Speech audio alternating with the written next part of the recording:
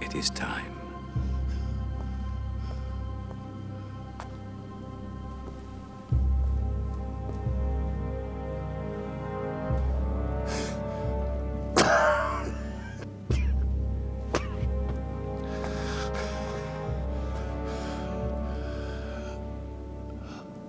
Arthur? No, father. Arthur is dead. It is me, Henry. Henry.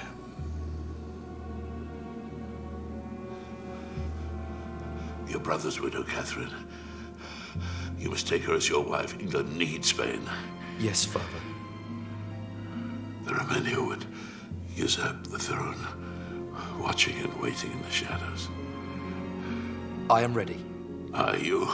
Then tell me, what is the most important thing to do when you are king? Make glorious war, father.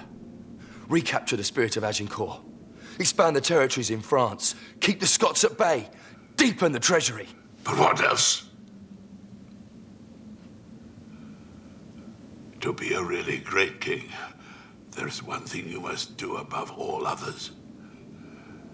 You must secure the family line. Have a son.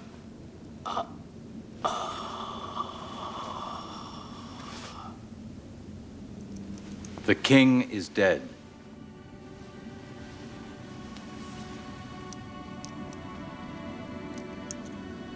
Long live the king!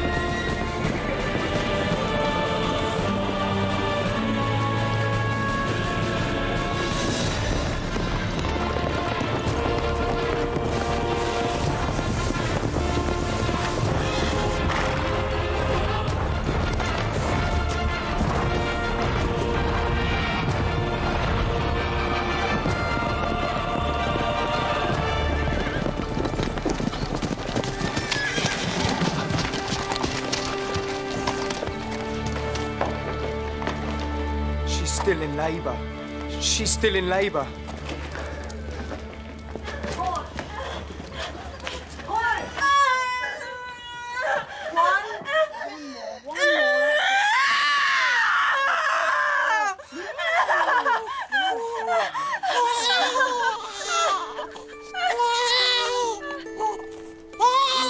It's a boy. It's a healthy boy. God save the king.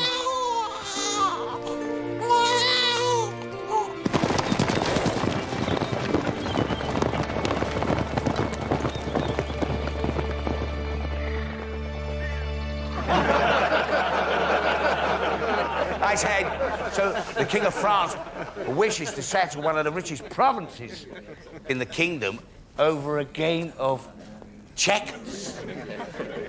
I didn't have the heart to tell him that when I was a child, I played nothing but checkers. And if we'd have actually played, I'd have given him a terrible beating. So, I let him keep the bloody place.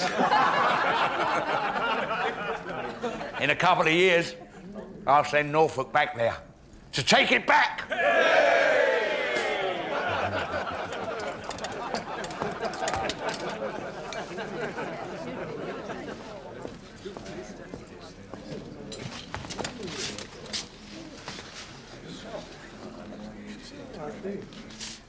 Uh-huh.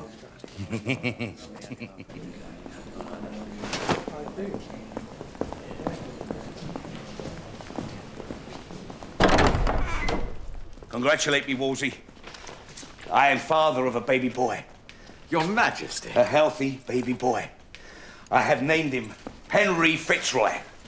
As for his mother, the blood girl, we shall give her land and money. And as for the boy, he shall be properly educated and have a princely household supervised by Seymour here. And I will confer upon him the titles of the Duke of Richmond and Somerset, and you, Thomas, you shall be the boy's godfather. That is, if you have no objections, as Cardinal, to be godfather to a bastard, as well as being father to several of your own. It would be an honor, sir. Yes. Well, Thomas, it seems that I am capable of having a son after all. And now I have done my side of the business. You must now do yours. And what is that?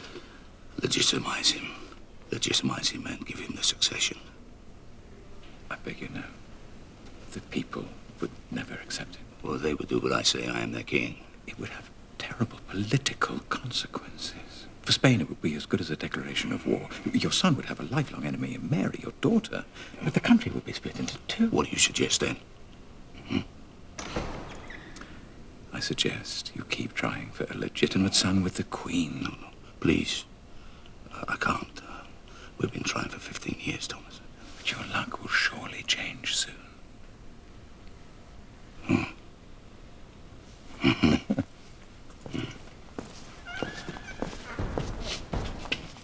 Master Cromwell, I want you to establish if the Queen still bleeds. I will speak to her physicians. The King needs an heir, and soon. While he doesn't have one, his enemies plot his downfall.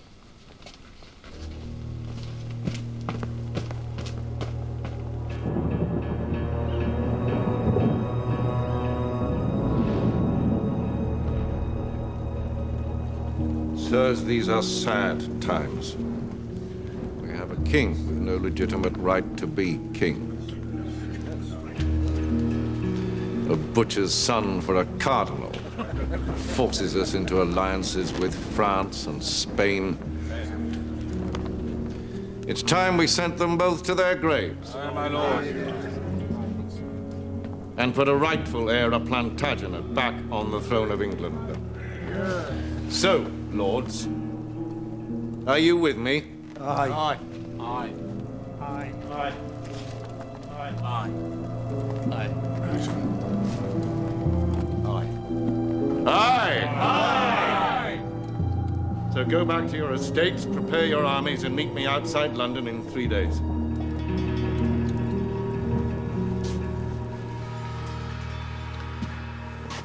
So, Buckingham, Derby, and Wiltshire. Who else? Lord Montague, sir. And Lord Abergavenny. It's a powerful group. You may go.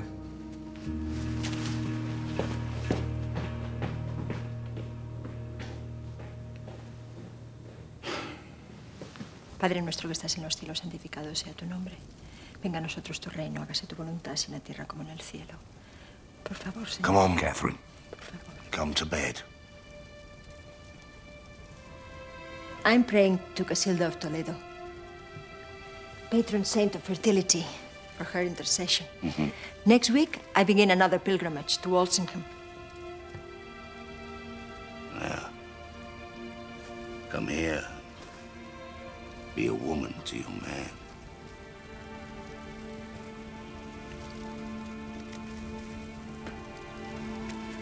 What is this? A hair shirt, my lord. Why?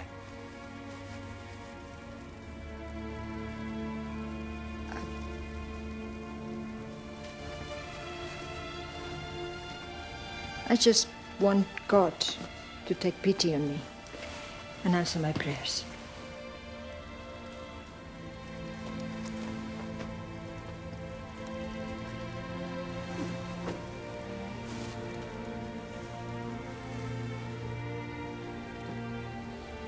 Your skin is so raw. It's strong blood. Doesn't matter. The suffering will be worth it in time.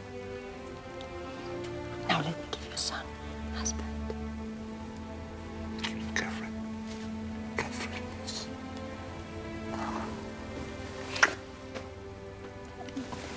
just want to be a good wife. And you are. I just want to make you happy. You do. Have we not been happy these past 15 years? Yes.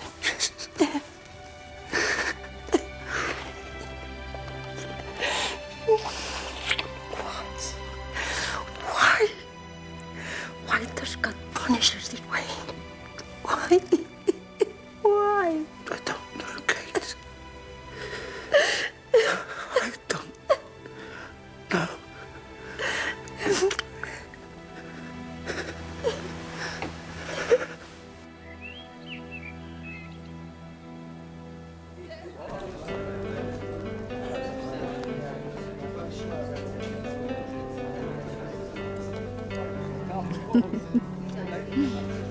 Congratulations, Thomas. Your daughter's done you proud. I shan't celebrate till the ring's on her finger. I hear the boy's father, the Earl of Northumberland, is still against it. Well, don't worry about him. I have the King's ear on this. He's assured me he'll grant you his blessing.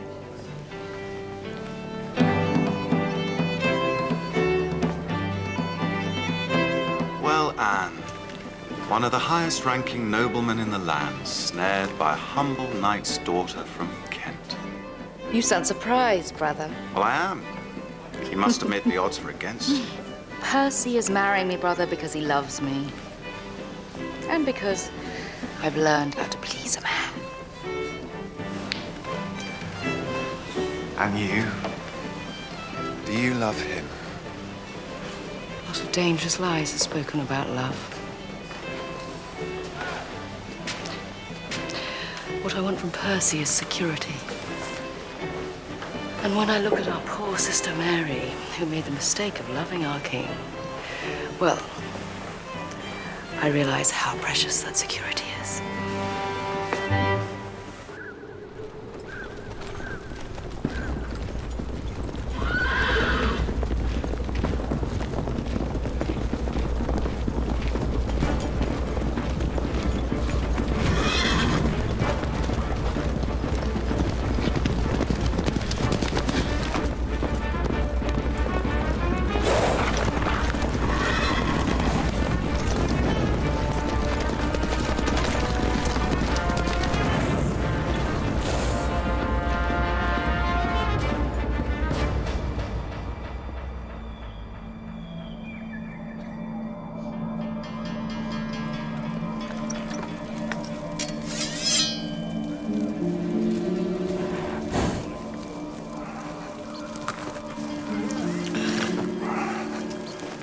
So, where are they? They'll surely be here, my lord.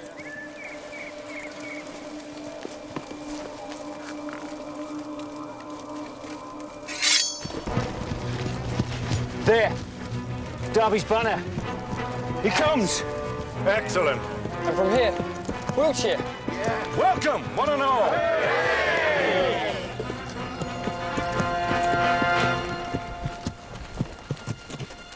Good God.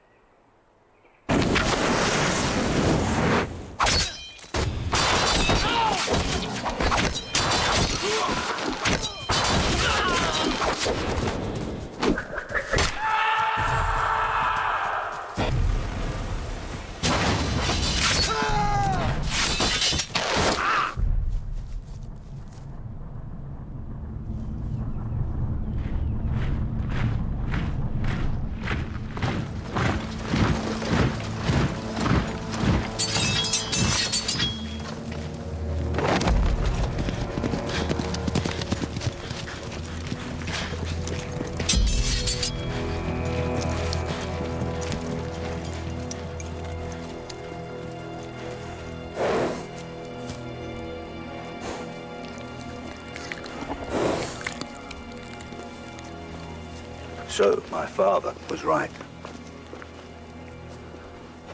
He warned me against you. He had a bad conscience. Ours is a legitimate claim to the throne, as well you know.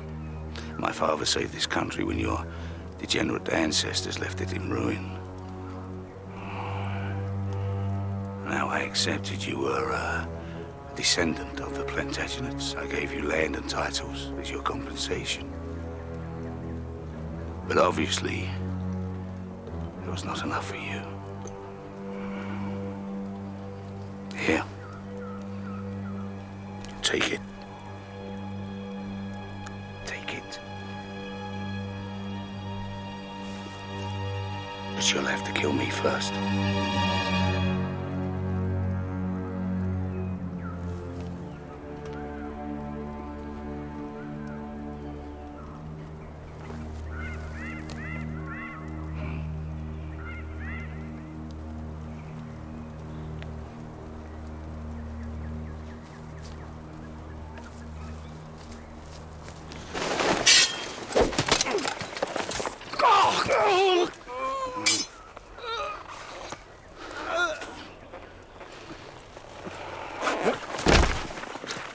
Take him to the tower.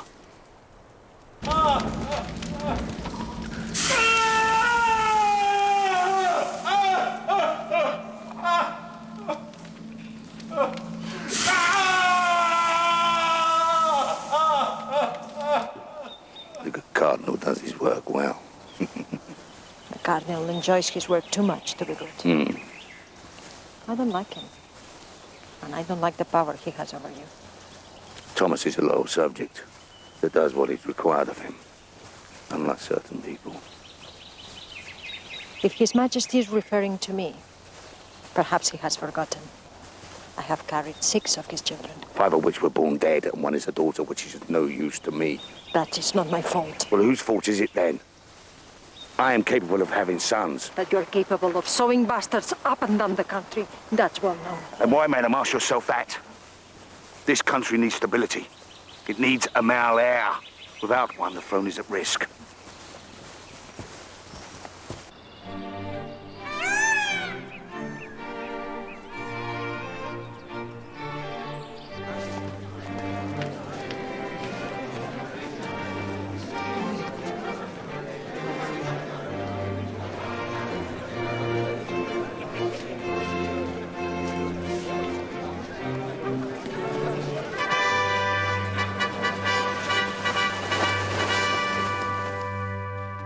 Must I do this, Thomas? It won't take long, my lord, and it's a useful way to buy allegiances. Is everything political? Marriage above all things, Your Grace. You're right there.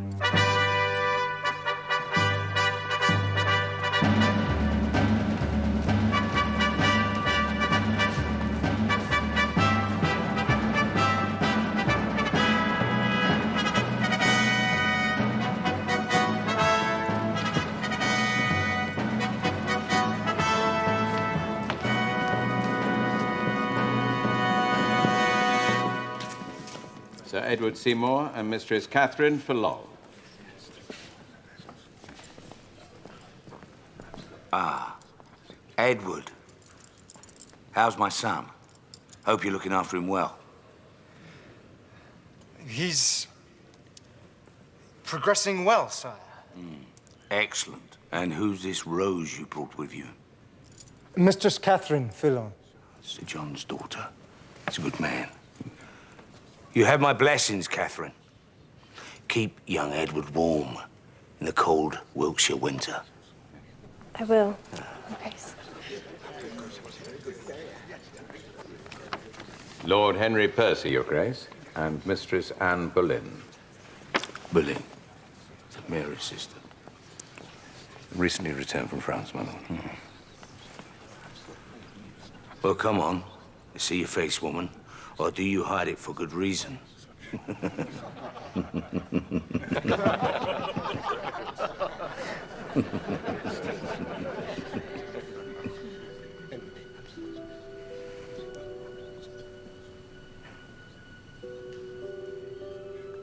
So, Anne, you join us from France. Yes, Your Majesty. Speak French, Percy? Not a word, my lord. Well, of course not. Why would you? You're a sheep farmer from Northumberland.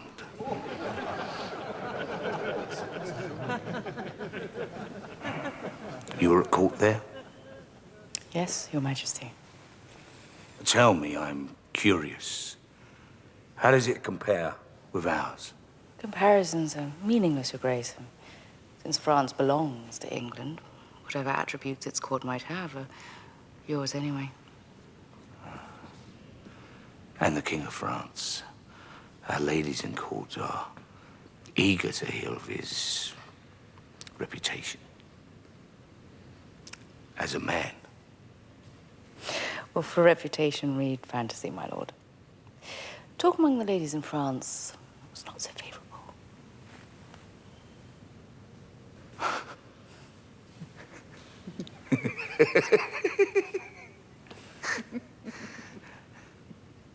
So, Anne, you're about to marry Percy here. With your blessing, Your Majesty. Northumberland? It's a long way from court. We will frequently come down. Of course. Of course you will.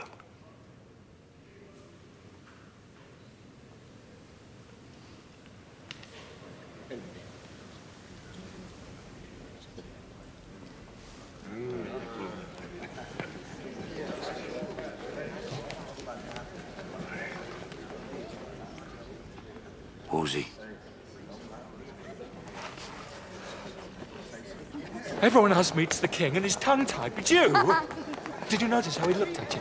Hung in her every word. By every compliment, you mean? Mwah! Henry Tudor is a vain man, and vain men are easy to flatter into submission. Quite the opposite to my husband. My Lord Percy. Mistress Anne.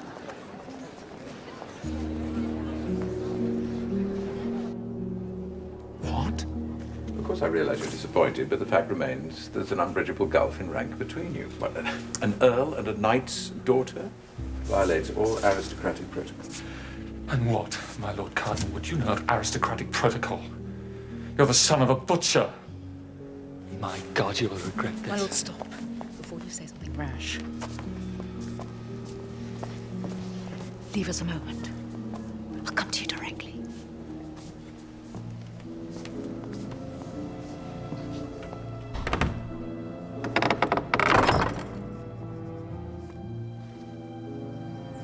I beg you, my Lord Cardinal, leave Lord Percy and I be. The king is looking for sport outside his marriage. Let him find it elsewhere. Marriage between you and Percy is inappropriate. Please, he's already been with my sister. Can he not spare me? That is all there is to it, Mistress Boleyn.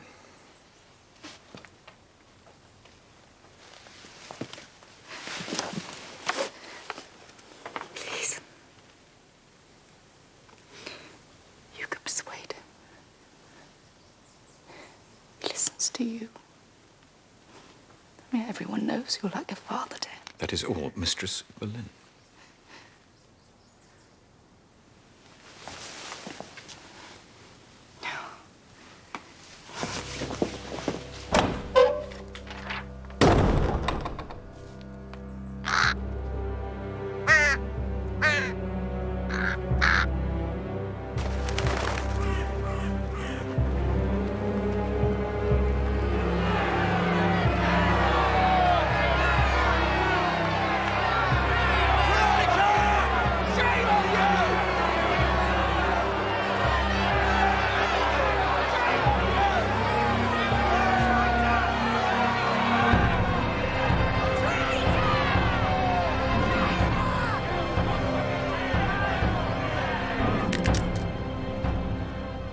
I come here to die, and I make no argument.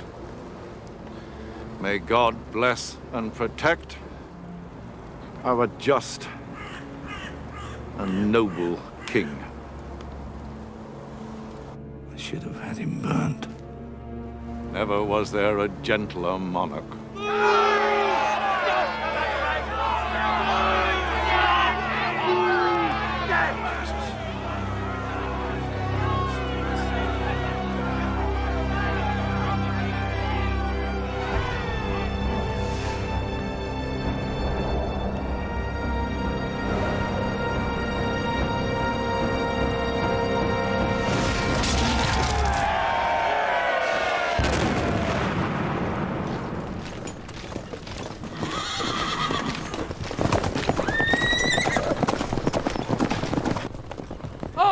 God! The King's coming! The King's coming. The King is coming!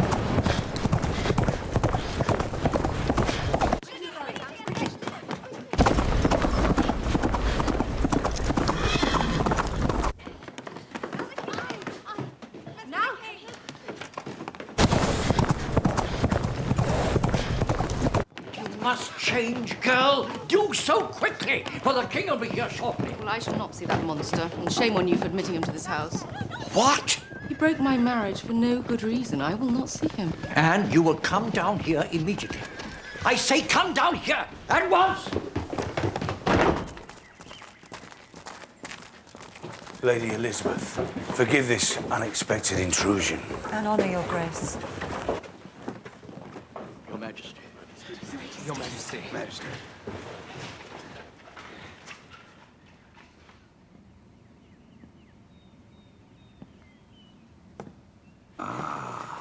Mary. Oh, for God's sake, someone get her a chair, quick.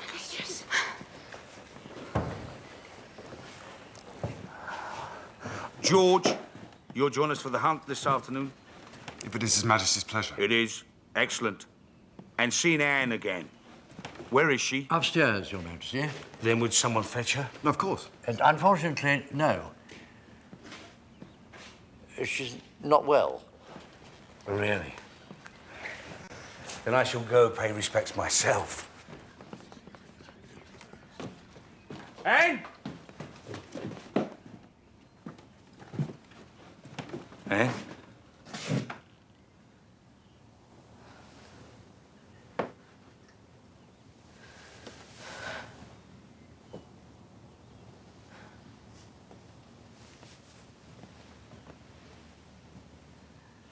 Your Grace. I'm sorry to see you're sick. A light fever. What coincidence. I have one too. Although a shrewd physician would call it by its proper name, impatience. Seeing you again. Oh, His Grace is surely mistaken. It is my sister Mary he has come to see. On the contrary, it is you. Yes, but she is pregnant. With his child. That she is pregnant is undeniable. That it is mine is not. You should be careful what you say. Your words might cause offense. You imply that my sister does not know the father of her child. Well, now whose words give offense? Well, happily, your sister is about to be married. To a provincial bookkeeper, organized by Wolsey to render her respectable. No, the Cardinal keeps himself busy in this family. Making one marriage, breaking another. If he did break your marriage, Anne, it was because it needed to be done. Your union with Percy was unacceptable to me. And how acceptable is it for my sister? For His Grace to sweep in, do as he pleases, and then leave without a thought Your for the fever runs consequences? high. You forget to whom you speak. Oh, I know exactly to whom I speak. I speak to the man who's torn this household apart. No, why do you not confess the real reason you broke my marriage? It had nothing to do with rank. You thought you could do to me what you had done to my sister. I can do anything I want. I'm the King of England, divinely appointed. My will is the will of God. Oh, then come. Have your divine will and be gone. Then I can return to my Lord Percy. You will return to court tonight and will report for duty in the Queen's household tomorrow.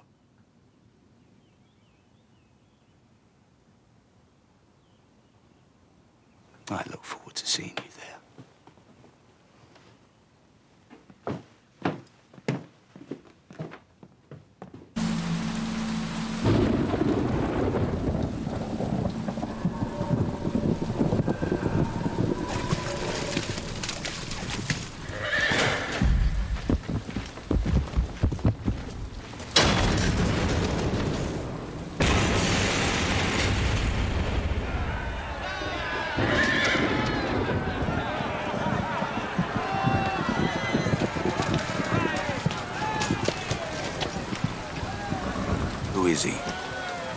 from Scotland, my lord, a professional, undefeated. Really?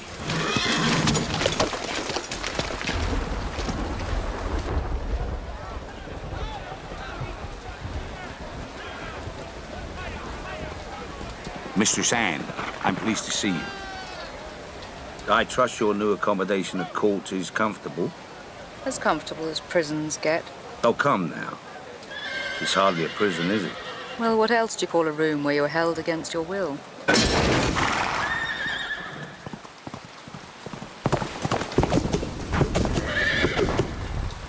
I've been thinking about what you said about your sister. And you're right. I should do something for her.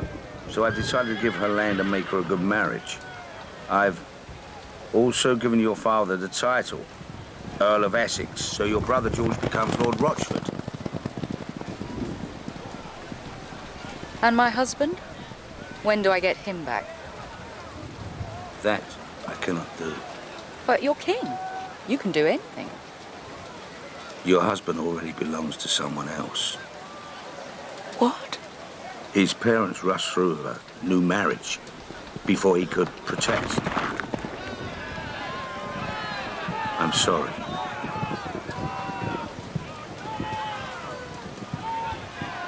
Sir Francis Byrne!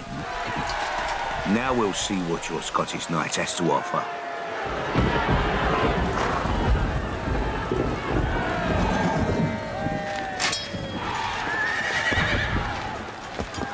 What's this?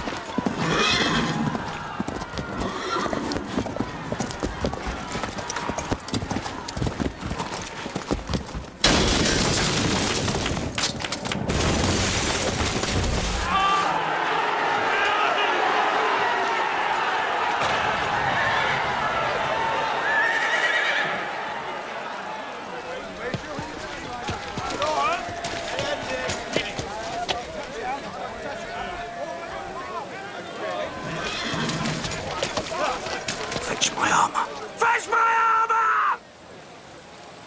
His Royal Majesty Henry Tudor!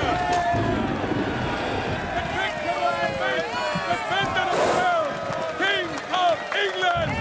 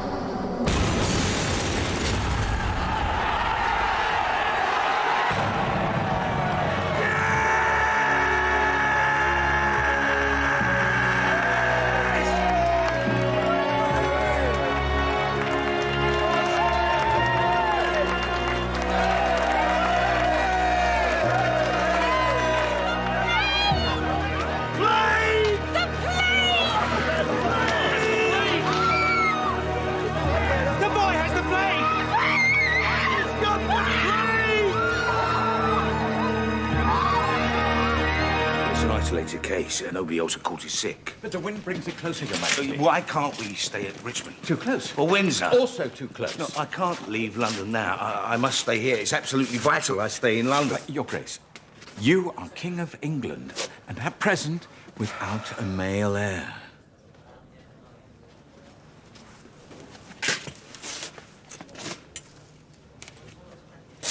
Very well.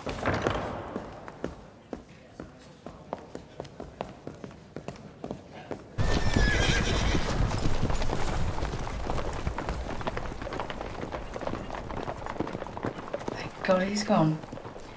Maybe now I can have some peace. Come, Anne. It may fool others, but not me. What? You've developed feelings for the king. Uncle! And him for you. Why else do you think he's gone? Well, he's gone to be safe from the plague. What plague? The nearest case is 40 miles away. But the boy at the joust. Had a fever, nothing more. This is Wolsey's work. He's seen how the king looks at you, he can see the dangers, and has taken him away. What dangers? I'm no threat. The cardinal knows full well I could never be more than the king's mistress. Under normal circumstances, yes, but these are not normal circumstances. The Queen is in trouble. There is talk throughout court of the illegitimacy of their marriage. Add to that fact that the king has taken a shine to you and is desperate for an heir. What are you saying? I'm saying it's in your hands. You can take this as far as you'd like to go.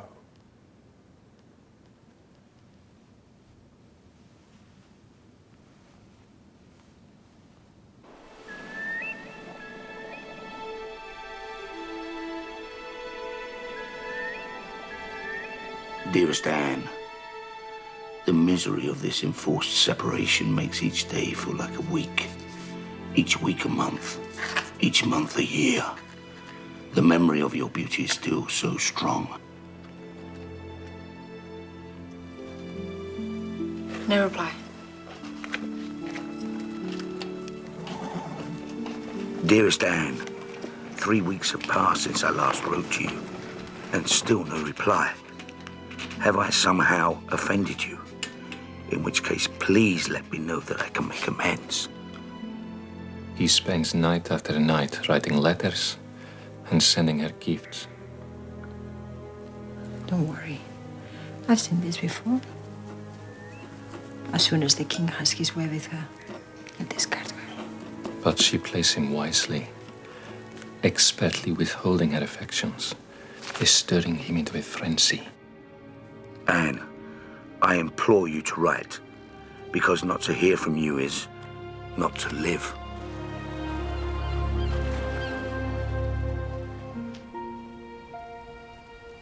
My lord, the reason I have not written is not because I wish to cause you offense. Quite the opposite. But to protect myself from disappointment. You are married, after all. However, your generosity has touched my heart, and now I feel compelled to write. Indeed, so delighted was I by His Majesty's generous gift of a bracelet that I feel that I shall never be able to take it off. That it shall become part of my body and join my heart and my breath in waiting impatiently for my lord's safe return.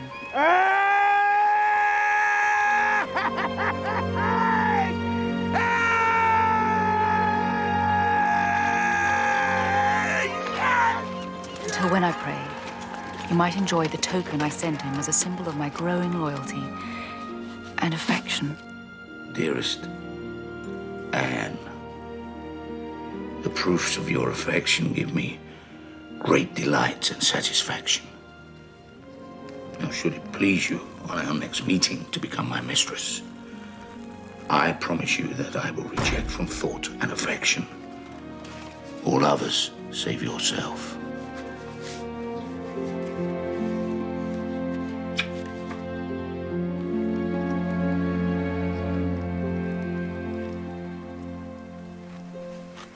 No reply. Dearest Anne, I do not understand. One day you write and send me tokens of your affection. The next you punish me with silence. Why? If you desire an end to this friendship, just say so, and put me out of my misery. Anything but the torture of this inexplicable silence.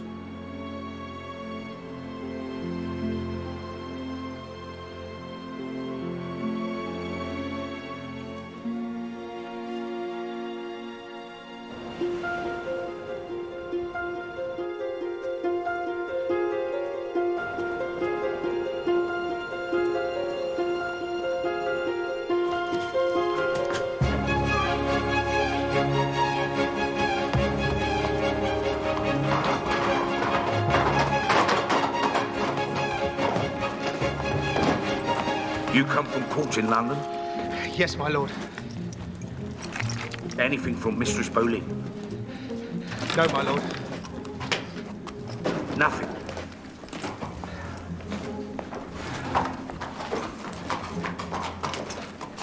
Wait, boy. One moment. What's your name? John, sir. Well, John, can you keep a secret?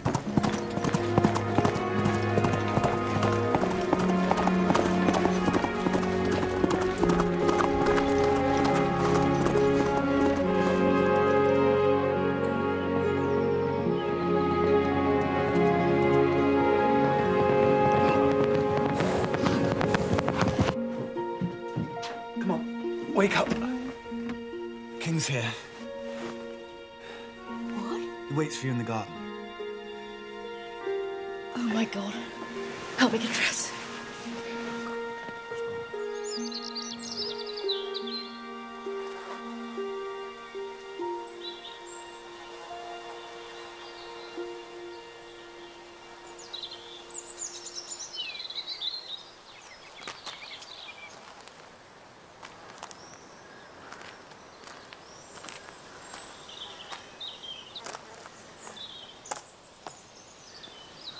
Your Majesty.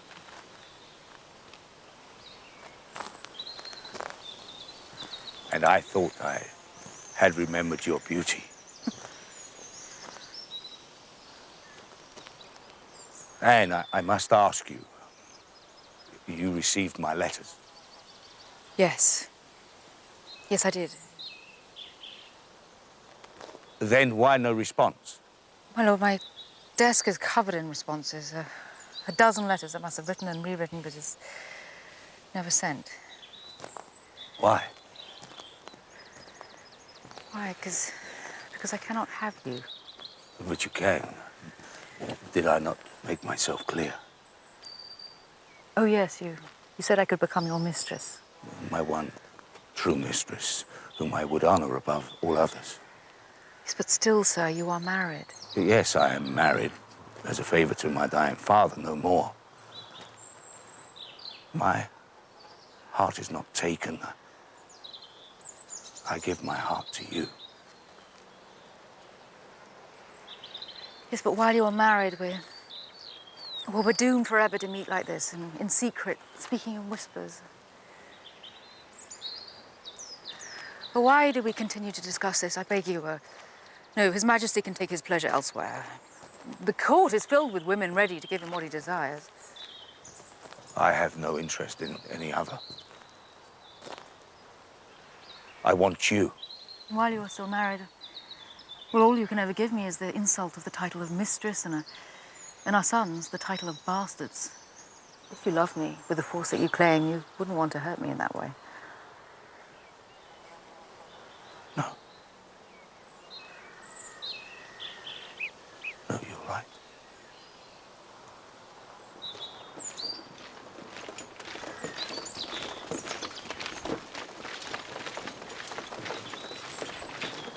My guards come to take me away. I crept over the wall like a schoolboy to escape them.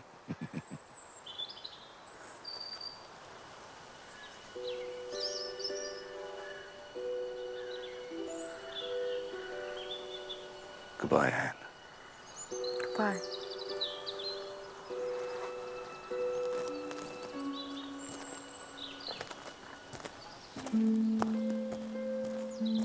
Wait!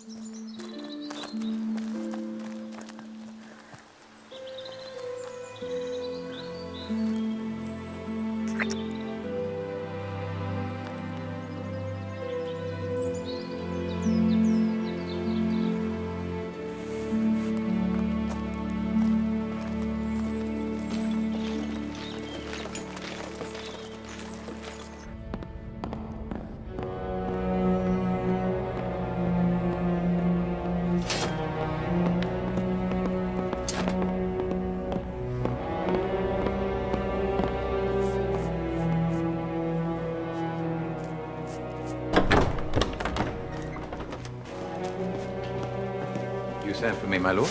Yes. I want you to test the validity of my marriage. Why, my lord? Because I love Anne Boleyn, and I will have her if it's the last thing I do. But the Queen is still alive. Princess Catherine is alive. I'm of the opinion there is no such person as the Queen. Oh, well, my lord, there is, and she is your wife. She is my brother's widow. And you were granted special dispensation by Rome to marry her. Because the Pope wanted to strengthen his alliance with Spain. Because you insisted. Are you debating with me? No, my lord. You have read Leviticus. He who uncovers his brother's wife's nakedness shall be childless. But her marriage was never consummated. And whose word do we have on that? Do you really think that my brother, a hot-blooded Tudor, would be married for 6 months and not consummate his marriage? My lord, do not do this, I beg you. This will tear the country apart. And what's the alternative? To leave my throne to a bastard daughter conceived in an unlawful marriage. You would call Princess Mary a bastard? My duty is to have sons. I promised my father, would you have me disobey him? No. Would you have the King of England live in sin with a woman who cannot lawfully be his wife? No. Then give me Anne Boleyn.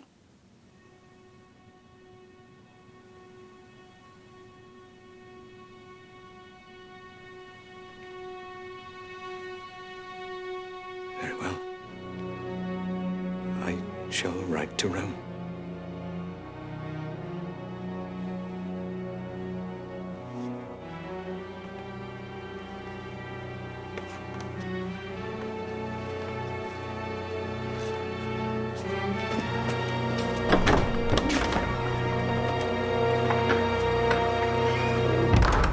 In Holland, people have had enough.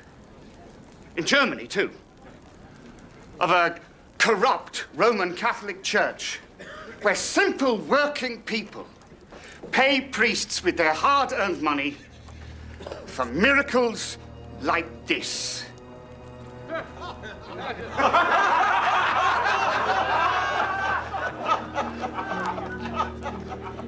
Well, I say, here in England, we have had enough too.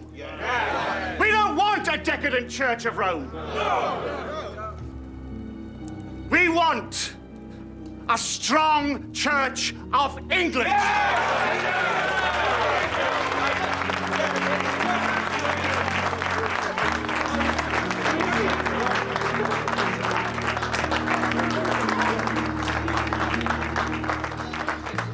I have served the Cardinal for 5 years.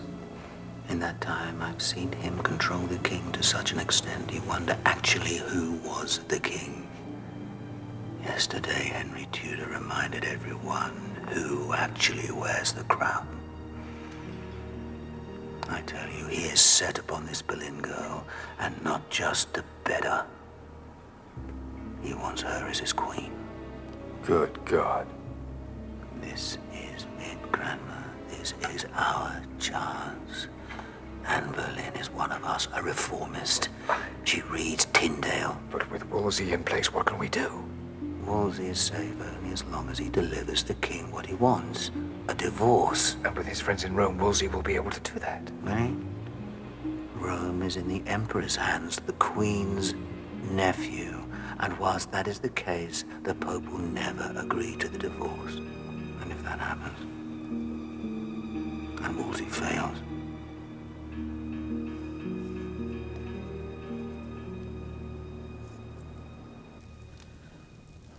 Who is it that you want instead of me? Is it her? The whore Boleyn? Who is of no importance. What matters is that I am given a son.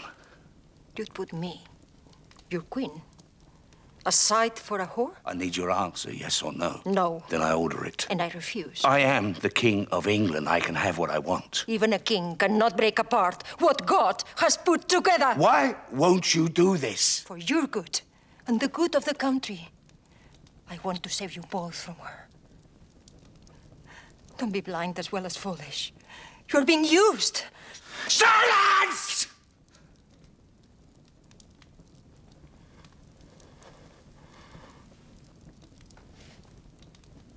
Here I've taken the liberty of hanging portraits of your relatives, your family's coats of arms.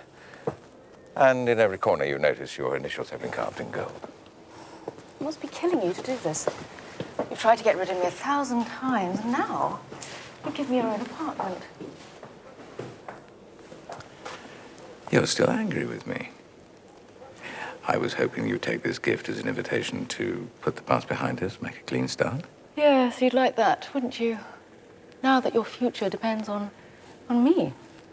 Yes, if you fail with a papal legate, fail to give the king his annulment, well, only someone very close to him might be able to dissuade him from, well, acting on impulse. Thankfully, then, the papal legate has assured me that it'll go smoothly. Yes, and if it does, my lord, I will be queen and in a position to alert the king to your corruption and greed. You cannot win, Cardinal. Don't be deluded, madam. Your newfound power is not about the king's love for you. Oh, yes, it is strong at the moment. Very strong. But deep down, this is all about a son, and that's why he wants a divorce from Catherine. And it's what he wants, above all else, from you. You give him that? Oh, yes. Your position will be unassailable. You fail. And I guarantee this power you have will desert you overnight. And the cold wind of persecution that blows in Catherine's face at the moment will turn on you.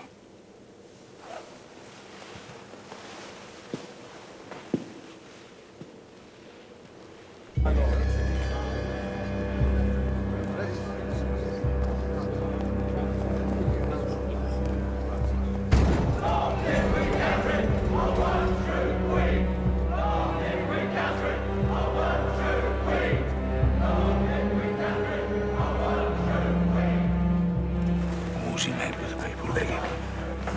This trial is proceeding for appearance sake only. We as good as have our result. Rome is in the Emperor's hands, the Queen's nephew. I will not be refused. I promise. You will be queen by Christmas.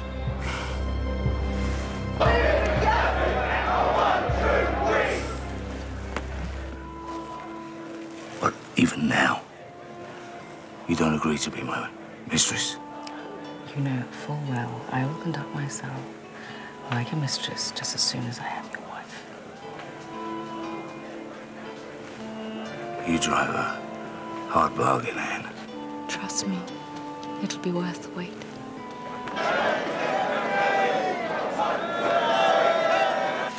Henry, King of England, come into court.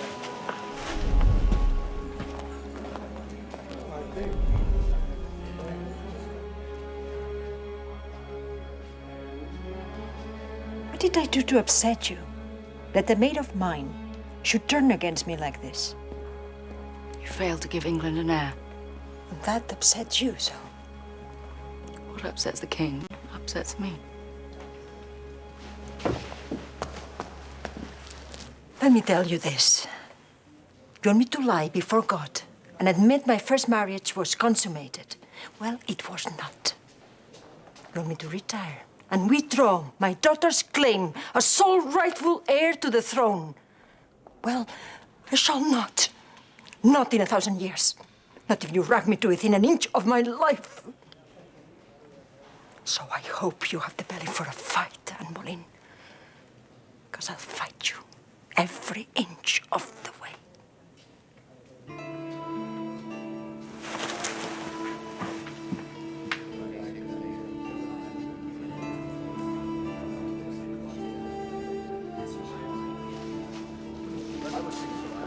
Your Majesty. Majesty. Majesty.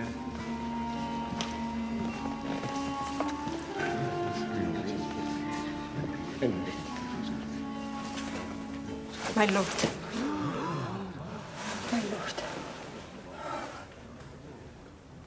How have I offended you? For 20 years I've been a true, obedient wife. I've loved all those whom you loved and given you children, though it has pleased God to take them out of this world. You know, when you had me at first, I was a true maid, without touch of a man. So I beg you, dear husband, to spare me all this. But if you will not, and I am to be tried, You are, madam, you are. then let it be in a proper court and by the only authority I recognize. I've appealed my case to His Holiness, the Pope, and expect his reply any day.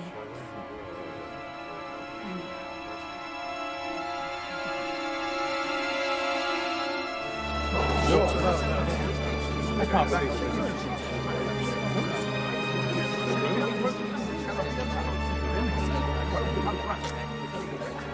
Since it has pleased the Queen to absent herself from the court, the trial will simply continue without her.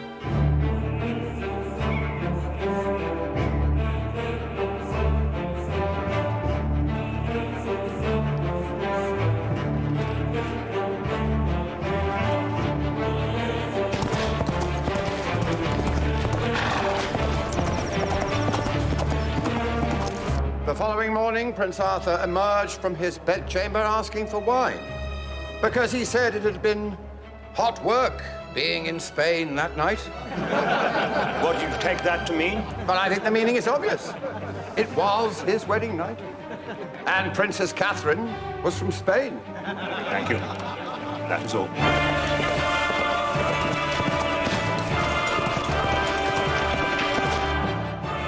We shall now retire to consider the verdict.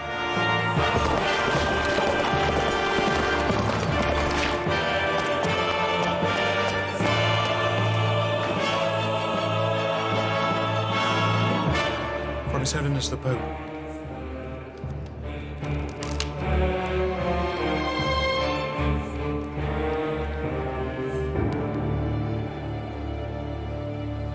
All rise!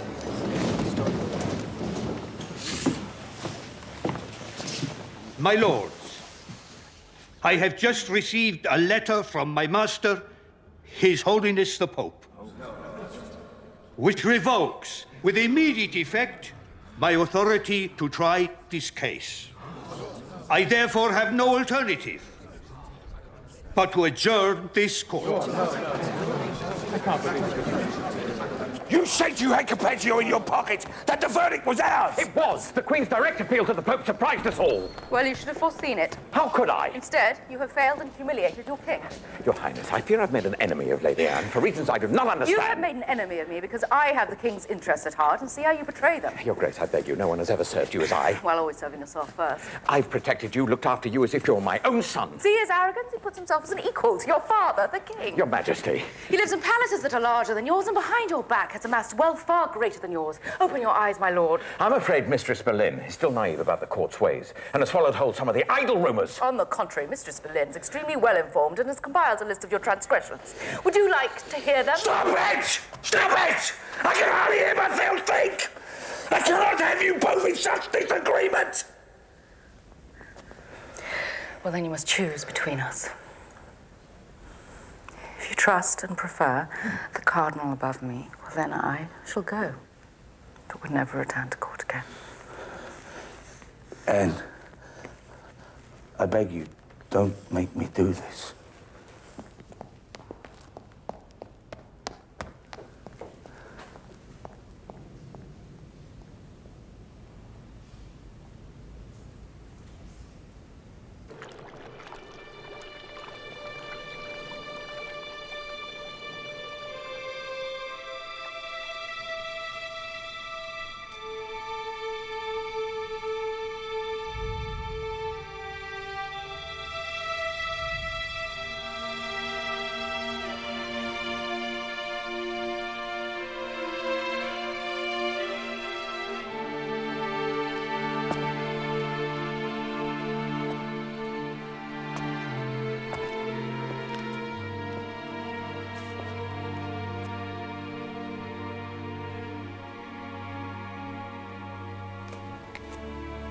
Come here.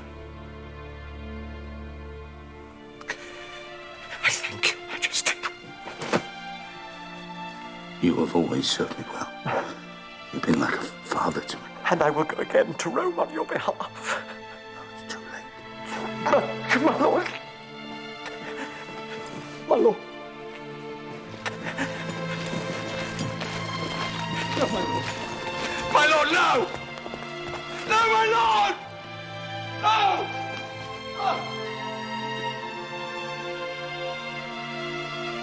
Let go of me!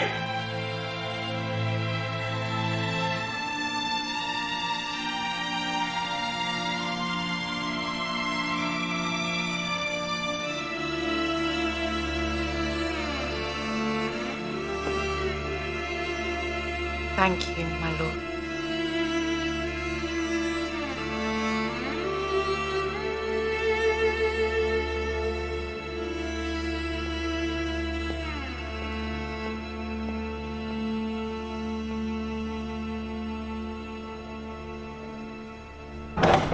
So, Grandma, are you all right? Do you need anything? No. I'm ready.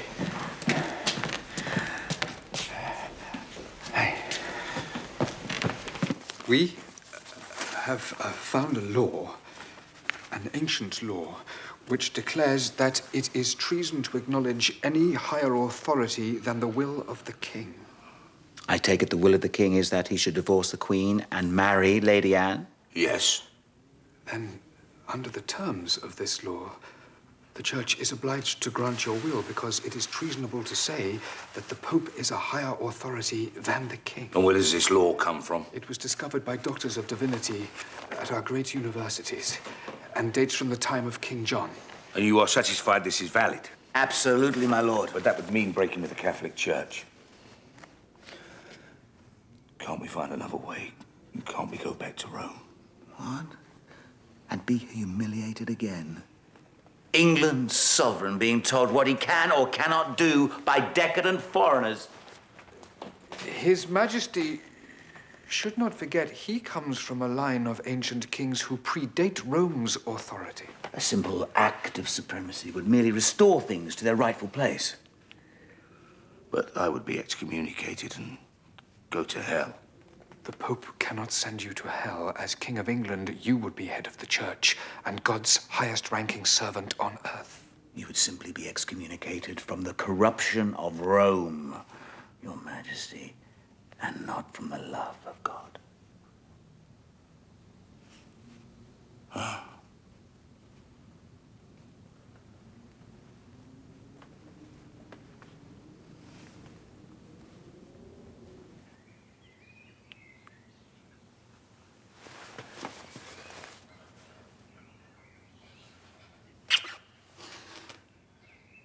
Marry me. All this to have a son. No. For your love, Anne. God take pity on me for your love. If I love you, will I be safe? Of course. Do I have a word? My word, my heart. My life.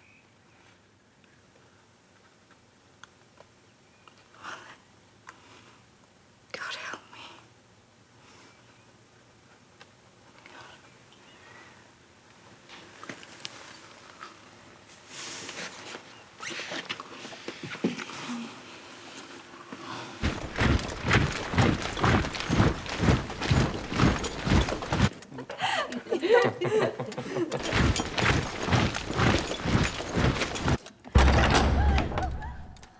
Madam, it is the King's will you absent yourself from court and retire to Moor Park. How can I absent myself when I am his queen? I must inform you, you are no longer his queen. He cannot do that to us. Take the girl. Leave her alone. Leave her alone! Not me! Mother, do something! How dare you? Stand up for yourself! You may see her again when you agree to the King's wishes. That I declare my marriage invalid, making myself a whore, and my daughter a bastard? Never. I am the queen, the king's lawful wife, married in the eyes of God, and no hastily drawn bill, no ceremony held in secret can change that.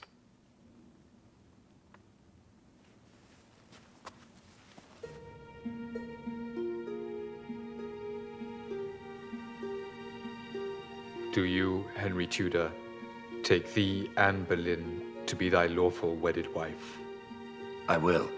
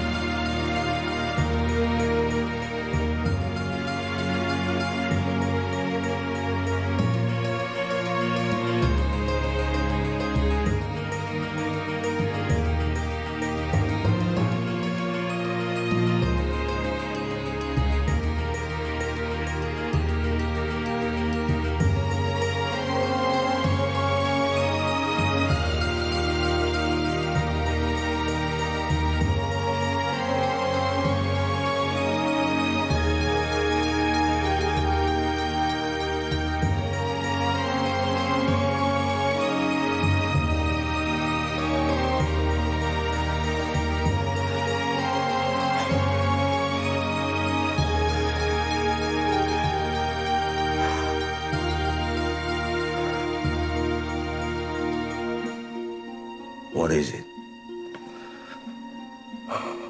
No. I was just wondering, now that we have each other, you won't... What? You won't lose interest. In you?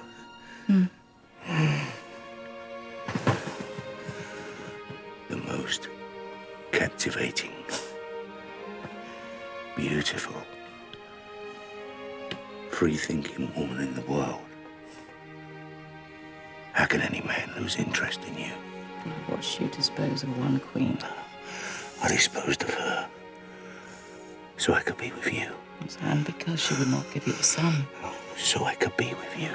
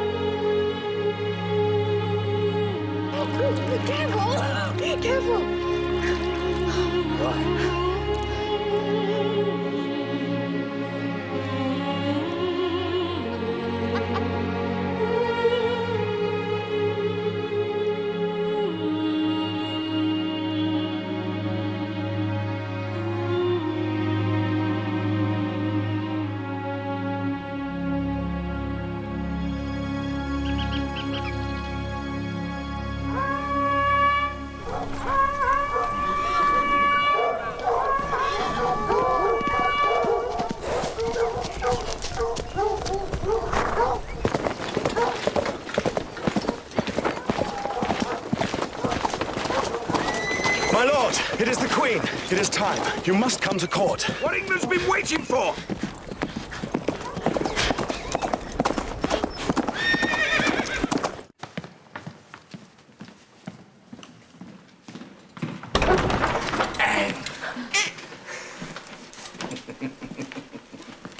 Anne. Where is he? Where's my baby son? Oh, my lord, I have failed you. I have given you a daughter.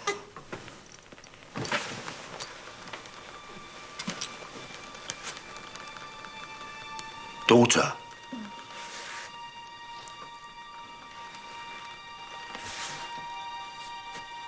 Daughter? I've named her Elizabeth, after your mother. Is the child healthy?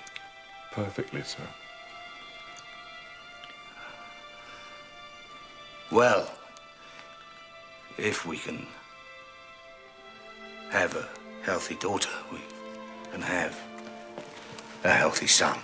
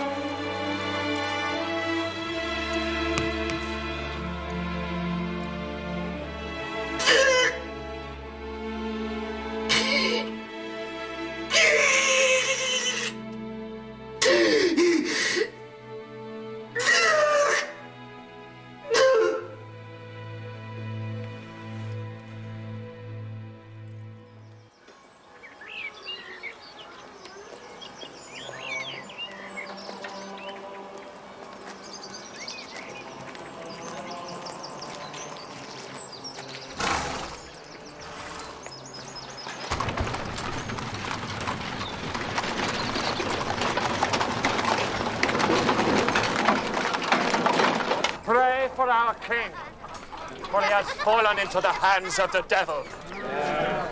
Bewitched by the great whore, he has rejected his wife, Catherine, a true daughter of Christ.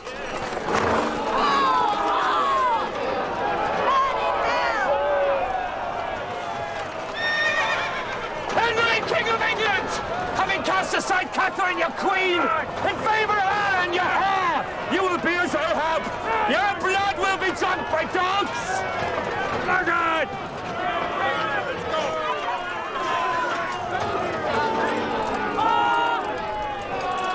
There is a wave of anger up and down the country. The people look to you for a sign. They would rise up in support. And your nephew, Charles the Emperor, he would happily lead an invasion against Henry. This is the moment, Your Majesty. With your word, the bugle would sound. You're very kind. But no, Ambassador. I'll not give the word. I have done England enough harm already. And I do not wish to go to my grave, having made it any worse.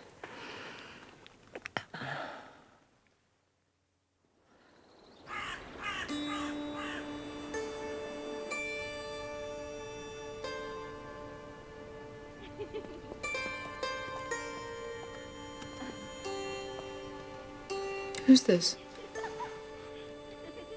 Lady Mary Somerset, I believe.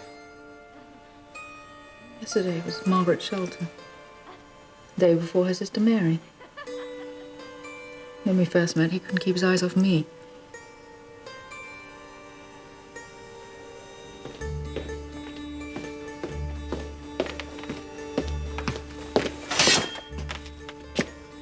I would see my husband.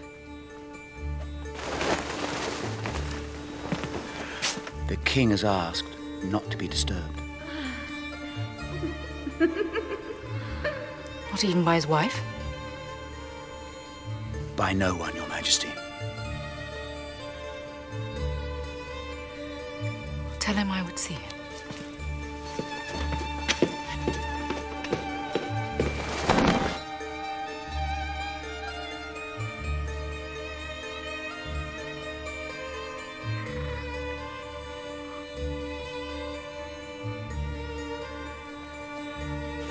Your Majesty, the king cannot wait. You cannot ignore me like this. I am your wife. Anne, I am busy. The longer we're married, the less time you spend with me. Instead, you spend every day with different whores.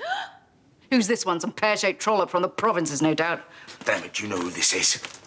Mistress Blake. Oh. Prospective governess to our daughter, Elizabeth. What? You're becoming an embarrassment, madam. What is wrong with you? I am standing up for myself, that is all. There's only one way to improve your position, and that's to give me a son. Well, I'd give you one if you spent some time with me. Well, don't forget, you need to be involved as well. Or, as head of the church, do you think you're now so close to God you can have immaculate conceptions too? I'll show you. Let me move. Let me pleasure you. Stay still! You think I like those filthy elaborations you learnt in France? They disgust me!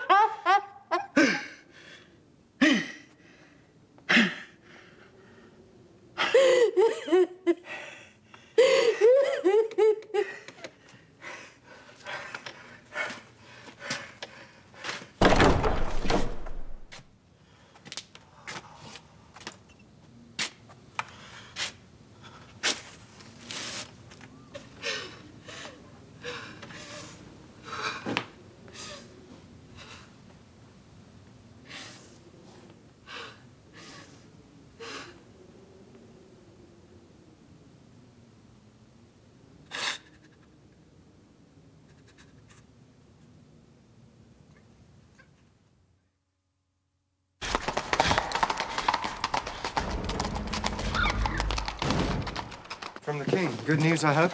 Yes, he's decided to overnight here on his progress to the West Country next week. My sons, Edward and Thomas, will be familiar to you.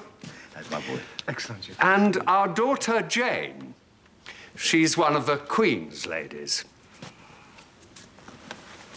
Is she? Easy to overlook, Your Majesty. Oh.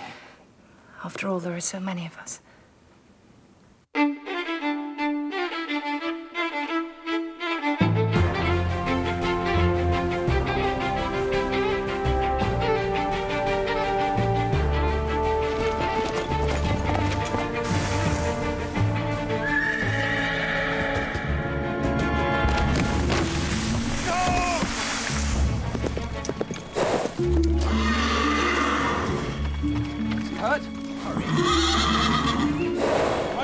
My lord. Get some help now! Lie still, sire.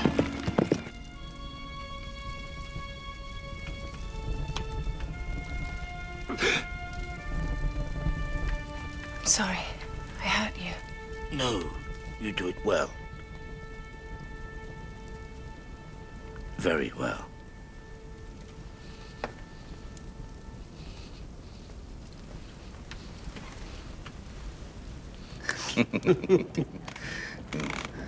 I'm interested, Sir John.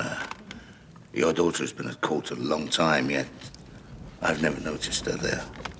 Beauty is not her first virtue, Your Grace. Nonsense. She radiates beauty. And she's a wonderful nurse, but I'm keen to know if her other virtues exceed her beauty. Obedience, humility, integrity. Ah, really? And everything my wife isn't.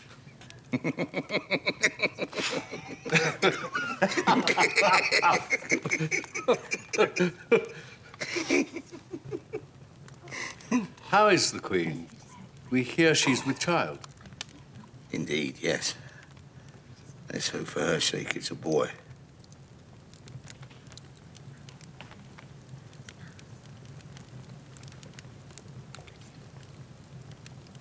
The heartbeat is strong, but races.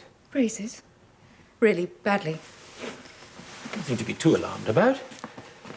But you must rest, Your Majesty. For a woman of your age, the next weeks of the pregnancy are crucial.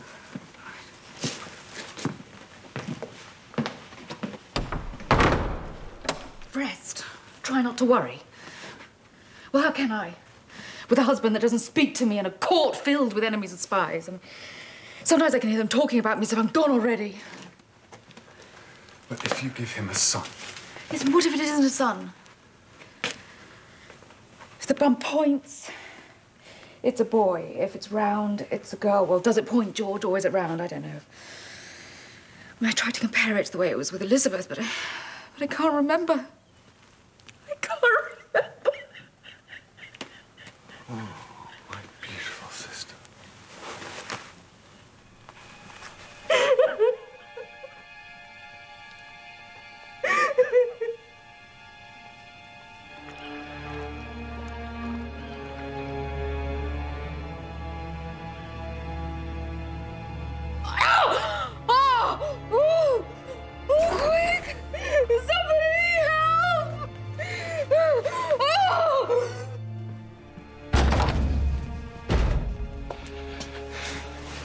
Edward. The Queen. She's in labour. But the child wasn't expected until July.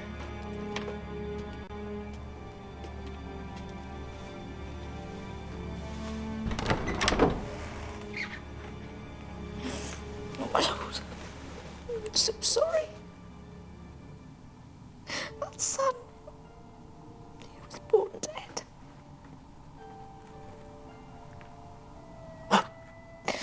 He came earlier. There was nothing I could do. There's no blame in that.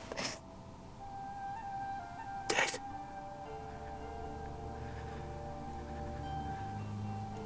You have killed him. No! My lord. The people The of Queen Rye is think you are a No! witch. I must ask you to leave. A witch in collusion with the Protestants to torment Please, my me. lord. My lord. Witch. Please.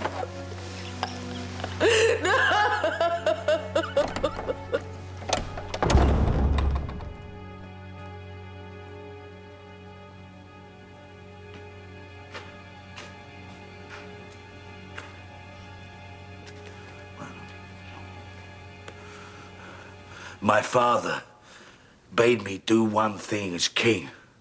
Just one. Have a son. To fulfill his wish, I had been married twice. Accepted excommunication, risked invasion and civil war. But what do I get? What do I get? Stillborn babies, bastards, daughters. The Queen promised me. She promised me sons. She has betrayed me. Get rid of her. My lord, but how? You are a lawyer! I had a child with her sister. But she was married. The child could be her husband's. The affairs in France. Not conclusively proven and without a bastard child. Find a way! Find a way.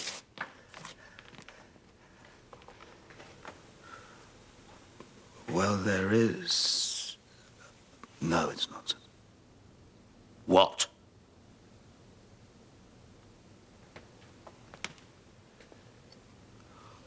Last week, Lady Rochford came to see me, claiming to have information about the Queen. She alleged that the Queen had committed indiscretion, infidelities.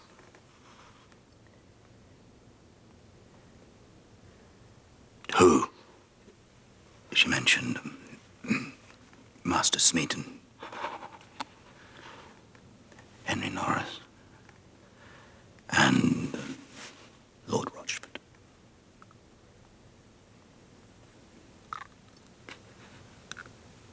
Her own brother?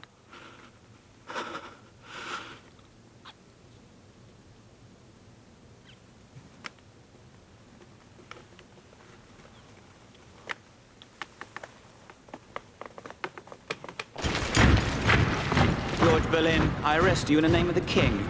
Let go! I'm guilty of nothing. I will swear to it. Take him. I will admit nothing! This is madness!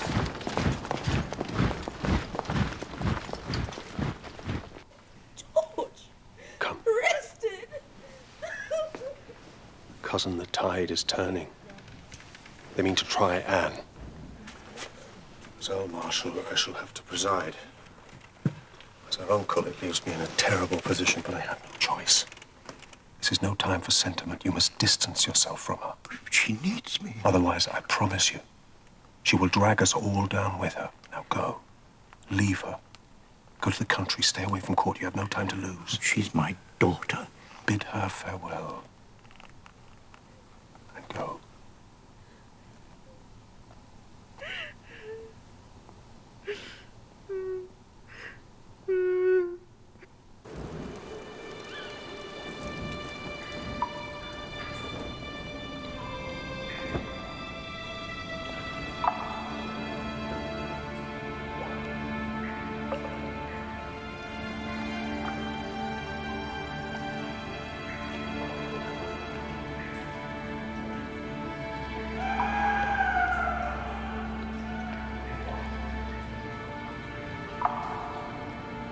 Master Kingston, bring in the prisoner.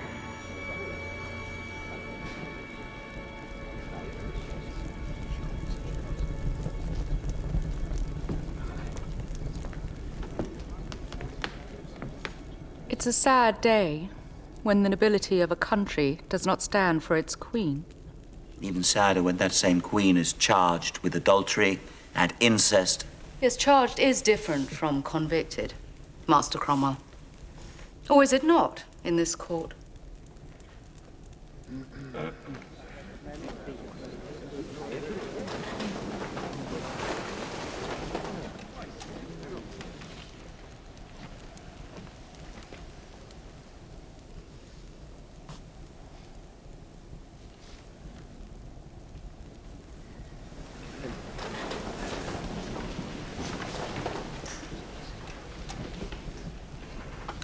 Charge is that between the 24th and 27th year of the reign of our sovereign Lord Henry, King of England, his wife, the Queen, having been seduced by the devil, did knowingly commit adultery. How do you plead? Not guilty, my lord. Further, as Queen, I challenge the right for this court to try me at all.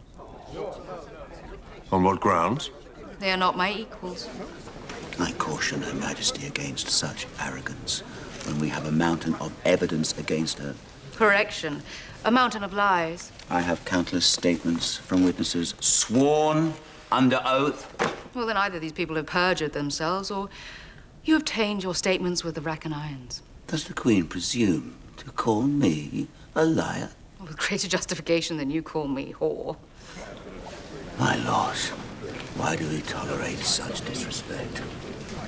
I have here 100 pages of confession that show the Queen has committed fornication, high treason, and matters of a sexual nature so offensive to God. Well, then can we not read these statements? And where are these witnesses? Are they not present so we can hear them for ourselves? They're condemned. We will not insult His Majesty by admitting their evidence in his court. Why not? You insult him far more with a perversion of justice that is happening here in his name. I hardly think this Queen is qualified to speak of perversion.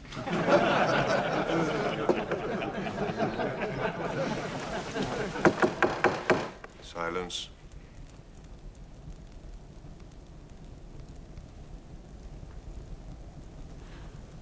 My noble lords,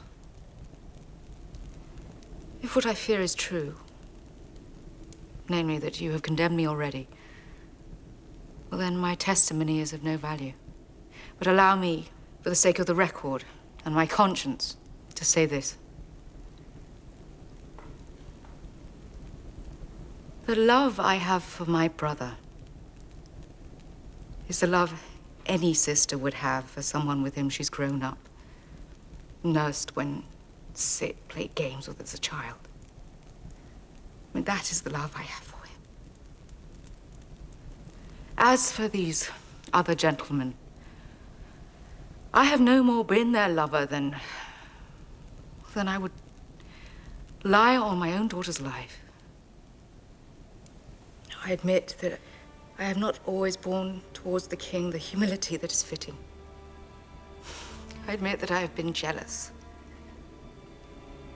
And I admit that I failed to provide him with a son. But it's God is my witness. I have not betrayed him in any other way. That is my word. You must put it to your consciences.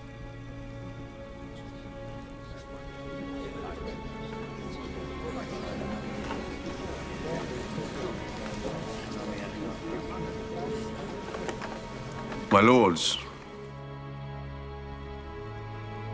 the time has come to cast your votes.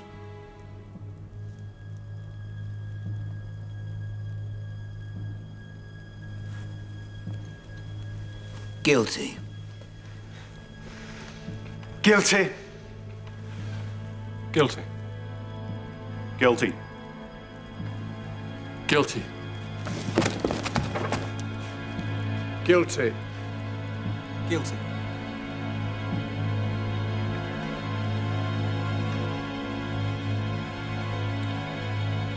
Guilty. In which case the burden falls on me to pass sentence. Anne, Queen of England, you have been found guilty of treason by this court. It is therefore my duty to sentence you to be burned or beheaded at the King's pleasure.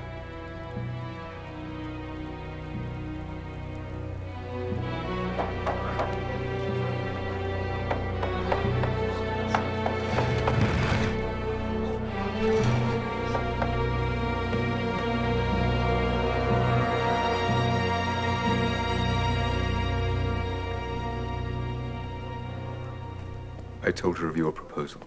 And? She rejected it. Insisted again on her innocence. It would spare her life. Yes, but agreeing to an annulment, she said, would make her daughter a bastard, something she could never live with anyway. Is she innocent? I don't know. You took her confession, man. Indeed. She must want to save her soul, surely. What did she say? My lord, I could never disclose. I asked you a question. Let us say she made no mention. She did not feel the need to confess.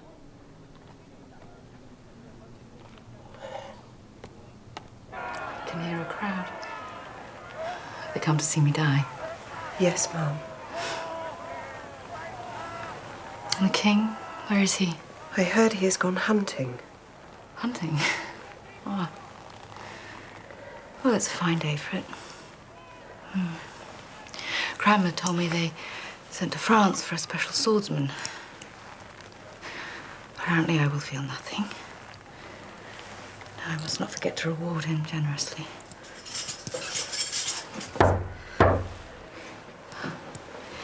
It's time.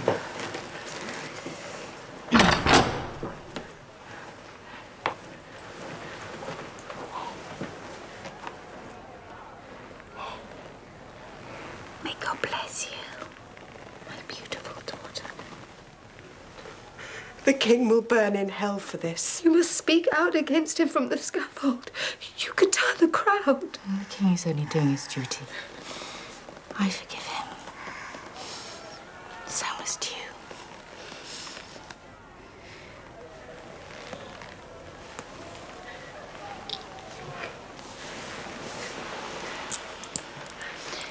Master Kingston.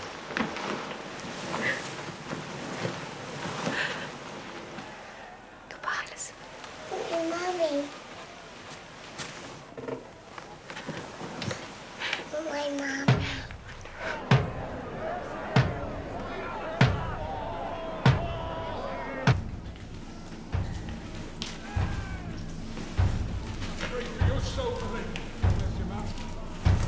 You'll go to heaven, Mum.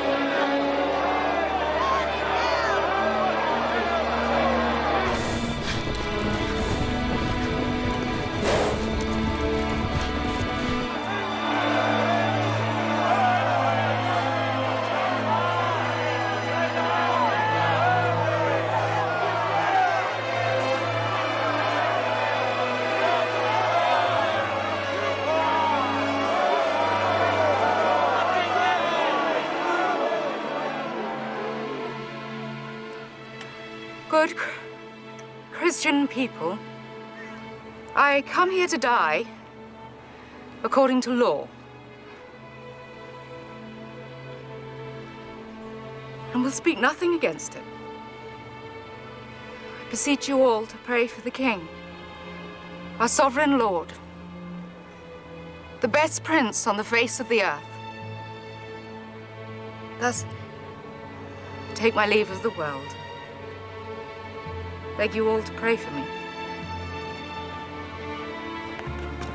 Ayez de la pitié pour moi, Votre Majesté. Soyez rassurés. Je pardonne. Merci.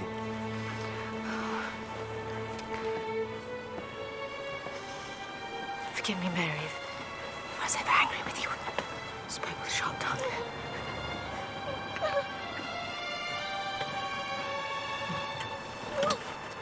Yes, receive my soul, Lord. Receive my soul, Lord. Yes, receive my soul. Lord, I pity my soul. Lord, I pity my soul.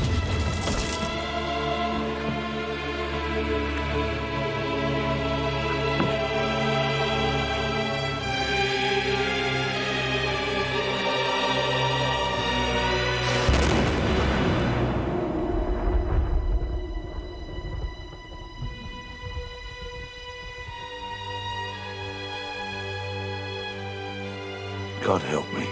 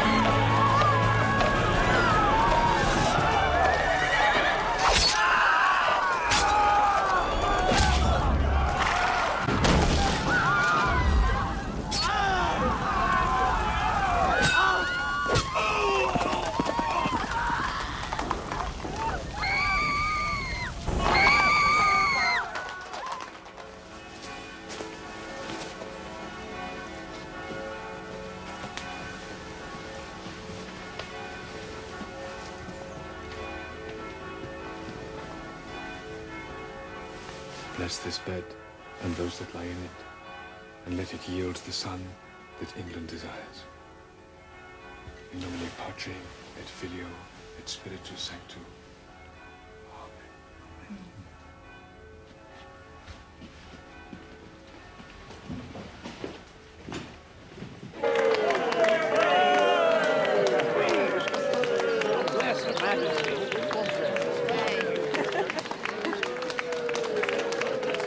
You don't think this wedding came too soon, Cromwell?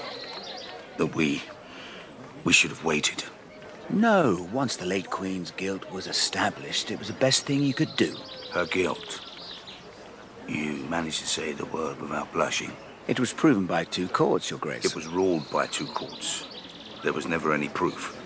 Especially on the charge of incest, that was always too much. She divided your country. And you don't. The dissolution of the monasteries will refill the treasury.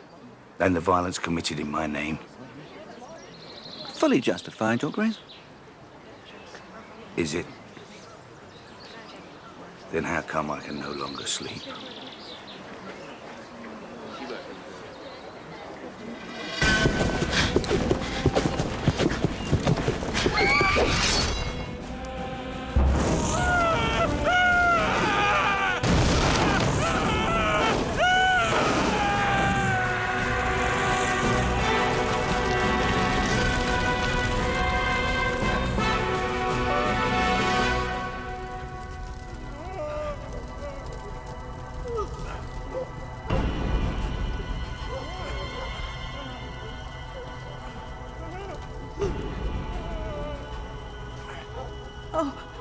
Thank you, Mr. Ask.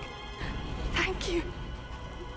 You must do something, Mr. Ask. The people will listen to you.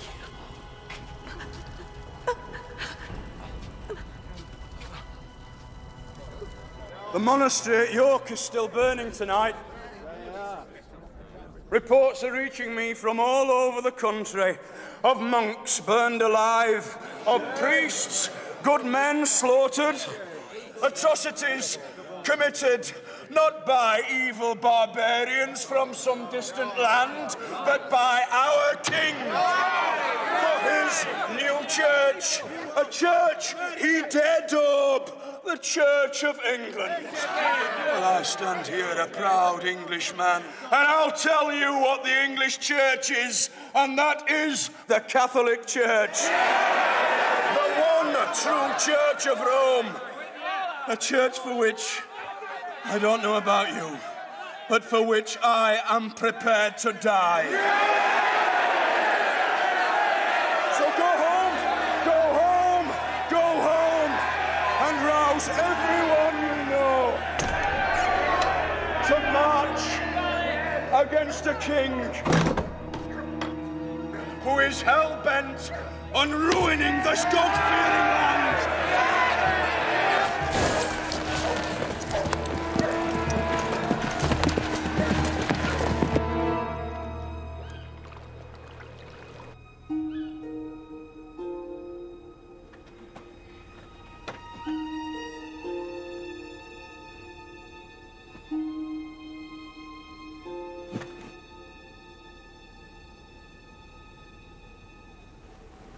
What's the matter, my lord? Won't you come back to bed? I would if I thought I could sleep. But I can't. I would just lie there thinking. Is there nothing I can do? Thank you, no. I have people whose job it is to help me. Yes, but which of them can you trust?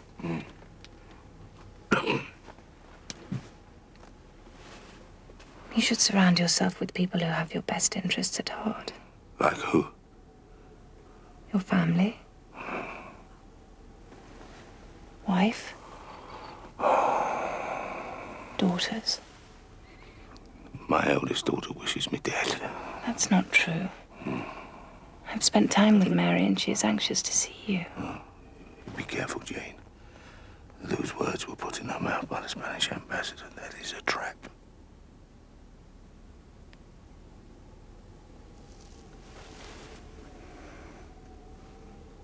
You feel hot? Hot? Promise me you will speak to your physician tomorrow. If you promise me you will make peace with the Lady Mary. Oh, Jane. If I could persuade her to come to court and agree to your conditions. She would never agree. She thinks I murdered her mother. But if I could persuade her. Well, if you could do that, if you could fill the treasury without spilling blood, if you could heal my rift with the Vatican, yet reform the Catholic Church, if you could strengthen my armies, yet guarantee peace, if you could do all of that, then perhaps you would make me happy. But you can't.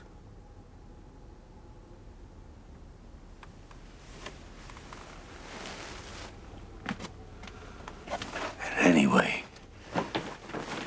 there's nothing compared to the one thing you can give me. A son. Give me a son.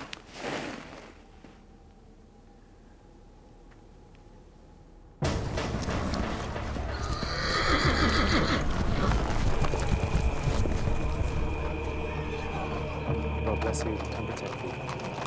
God bless you and protect you. May God bless you and protect you. May God bless you and protect you.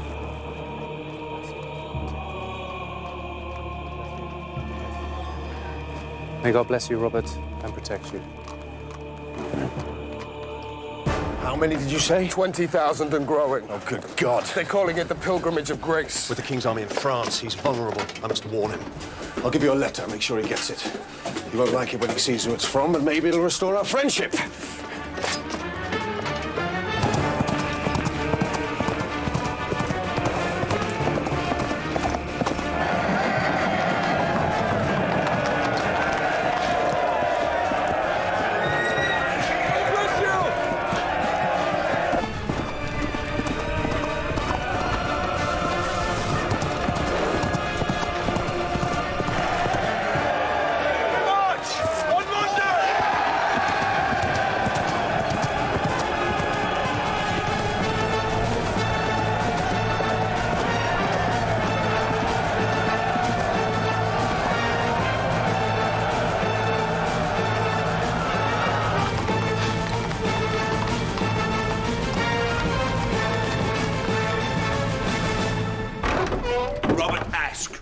Who, my lord? Ask. A former lieutenant of mine and loyal soldier. What about him, Your Grace? Well, it appears that he is raising troops against me. What? In protest of the dissolution of the monasteries. Now, the idea was to increase my popularity and put an end to papist corruption. Instead, my people raise armies against me. Then I suggest we send an army What army? They left York with 20,000 men. By the time they get to London, they'll be twice, maybe 3 times that amount. What have you done?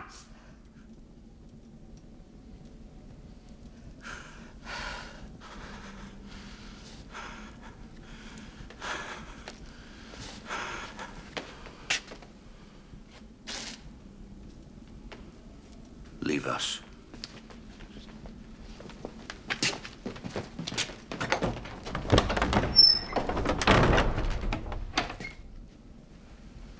Send a messenger. Tell him the king remembers him well and wishes to avoid any conflict with an old comrade. And we would see him here, in person. But, Your Grace... Just do it, man. I'll take care of the rest.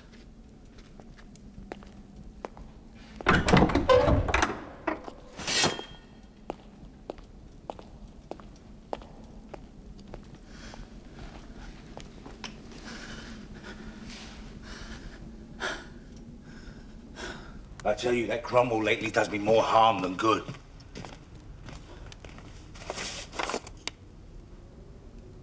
There's something I have to tell you. I went to see my physician, as you said. When I told him the symptoms, he was concerned.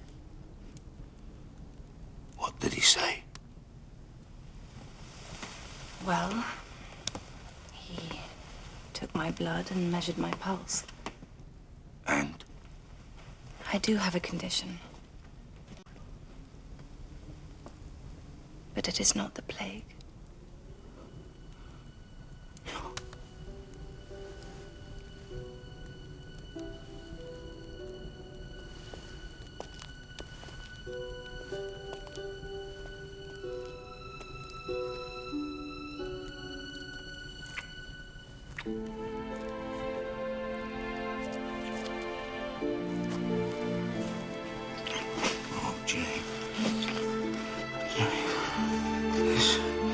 It's a sign from God.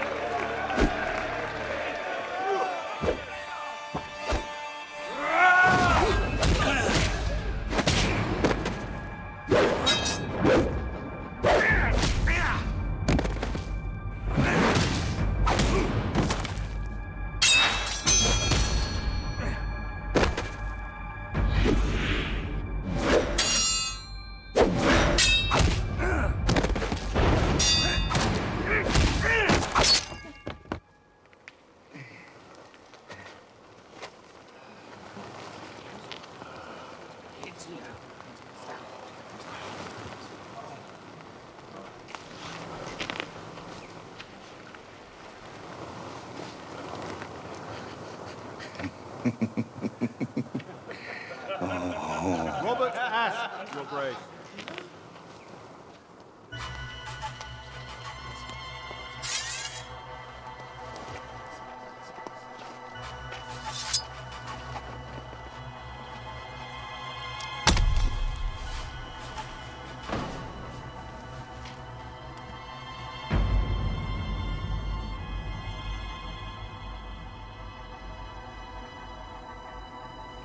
Thank you for agreeing to see me. The last thing I want is a former comrade taking up arms against me. Particularly when the odds are so against you. Yes. Some wine? I've come to talk, not drink. Well, then talk. What are your demands? First, that you stop immediately the slaughter of innocent priests and friars in your suppression of the monasteries. I will. And just as soon as they put to an end their corruption and decadence. They are innocent for the most part, as you well know. Be mindful of your tone. I am your king. Only as long as I allow you to live. And stay on the throne.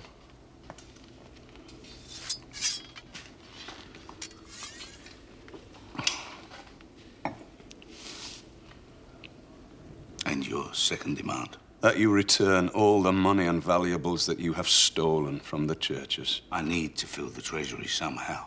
How can I protect a country if I don't have the money? Stop giving the existing wealth to corrupt nobles and be more judicious in your choice of wars. It's a fine day when a simple lieutenant lectures the king on foreign policy. And a still finer day when a simple lieutenant is in charge of 50,000 men.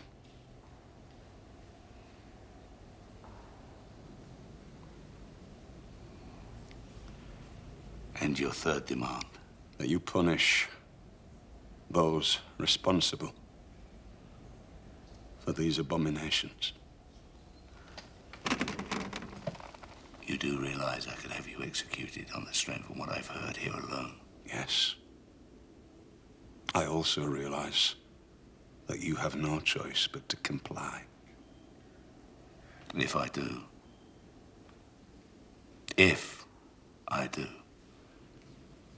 do I have your word you'll take your followers back to York and never step outside the city gates again? You have my word. Right. Then I agree to all three demands. Huh? No, my lord! My lord, no! And you, Robert. You cheeky son. I may call you Robert. Yes. I'd like to invite you to stay at my palace for 2 or 3 days. Your Highness is most kind. Now, we fought together at Tournai, if memory serves. Well, a few of us get together every year and celebrate the victory. I'd like you to come.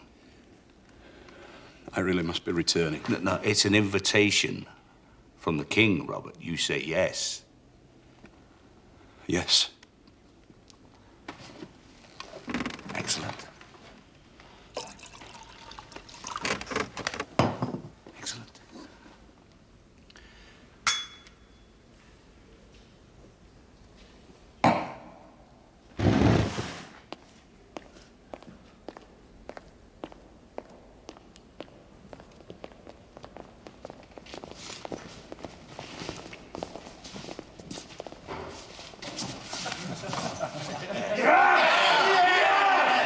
I tell you, the boxing of the ears I can cope with.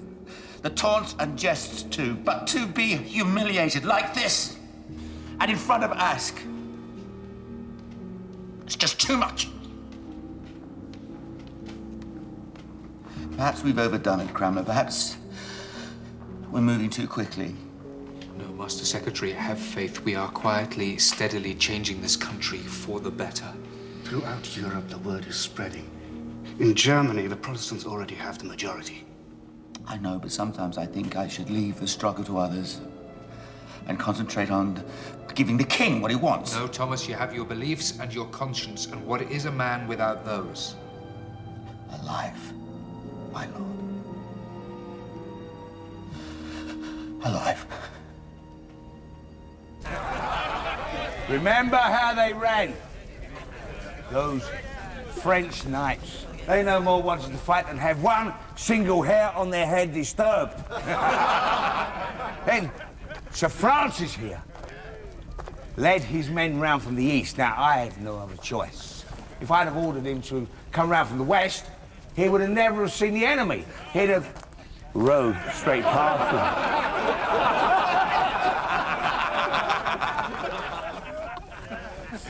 But the real turning point in the battle was dear Robert here, when he led his troops on a fearless dawn raid straight through the middle of the sleeping enemy.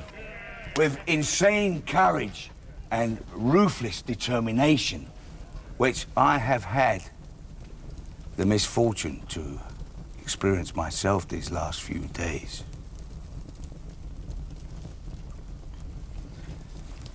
But we're friends now, aren't we? We're friends.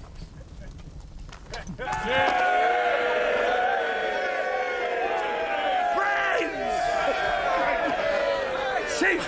Someone sing! Where will I now go? Ask not the reason why.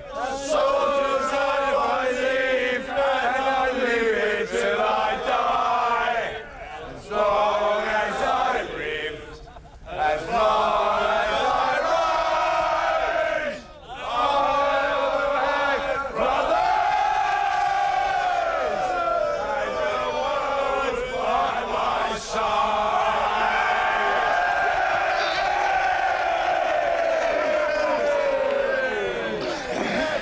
I'm pleased you stayed, Robert. So am I, my lord. I only wish my followers would have been here to see it. They'd have seen a king to be proud of. Good night. Good night, my lord. You sleep well. Sleep well.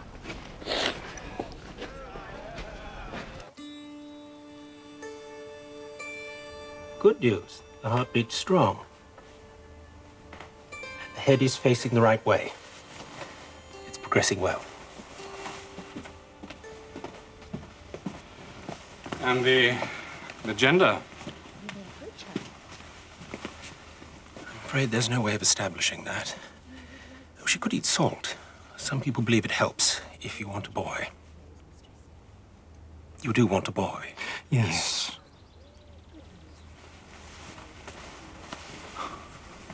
Can you really imagine if it is a boy? Seymour heir to the throne.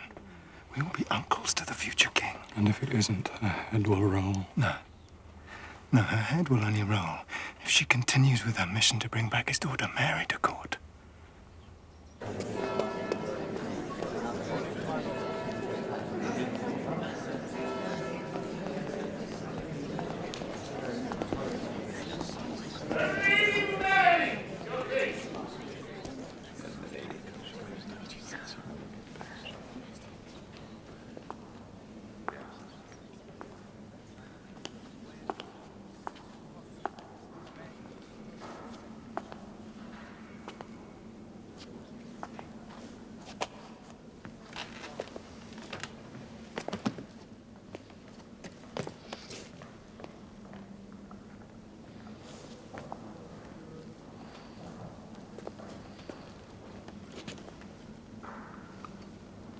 Welcome, Mary.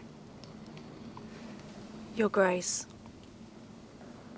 I believe you have something to say. I acknowledge you as Queen, and your unborn child as the one true heir, replacing me. And I pray for you both that it is a prince.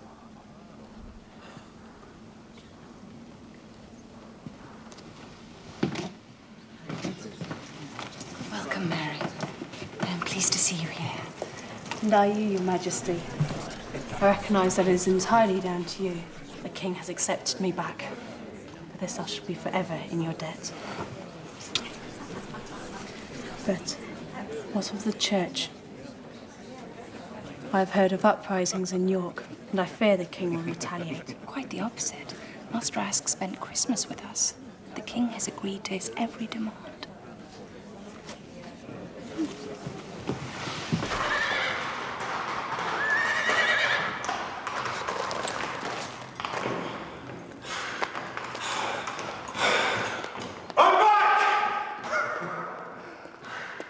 I return after a month at court.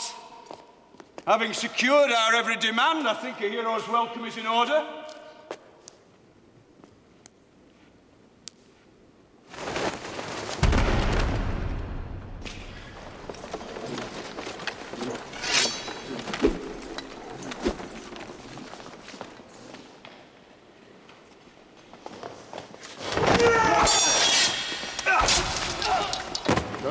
him, I want him alive.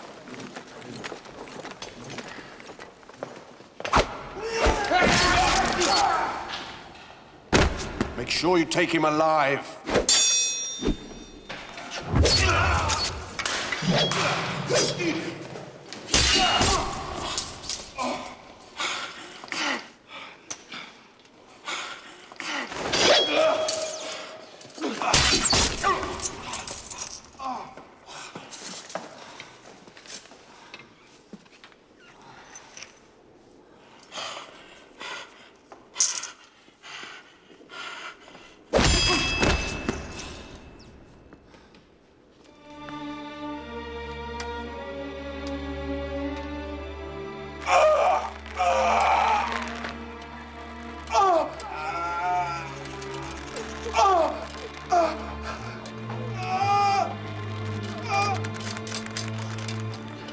God bless Your Holiness the Pope. God bless the one so Catholic, the Church of England. If he falls unconscious, make sure you wake him. I want his death to last a full 3 days.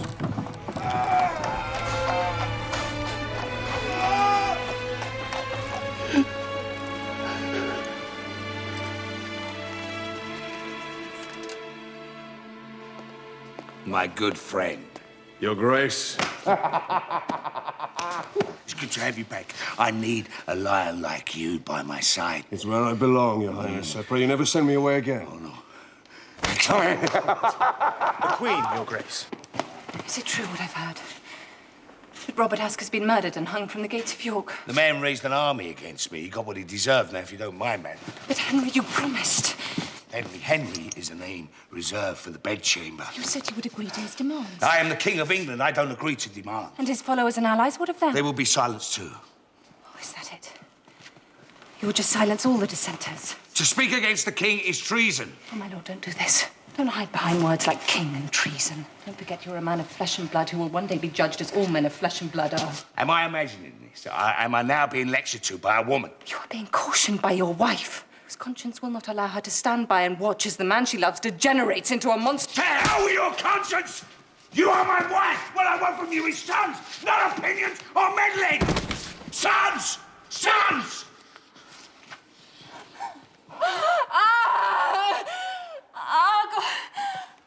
Oh, God. Oh, God. Quick. Call a physician.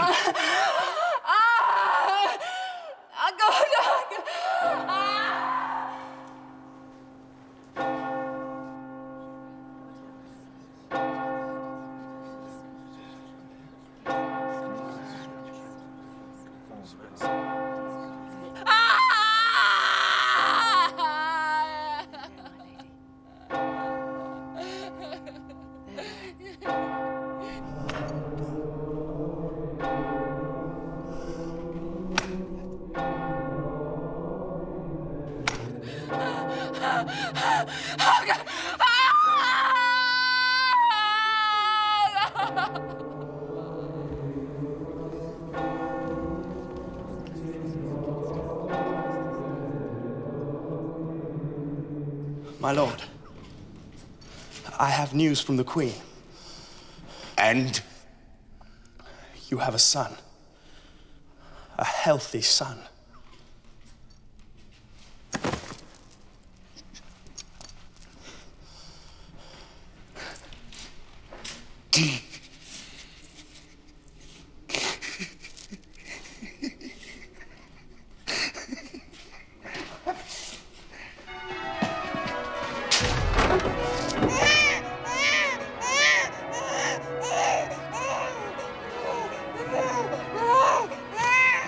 Jane.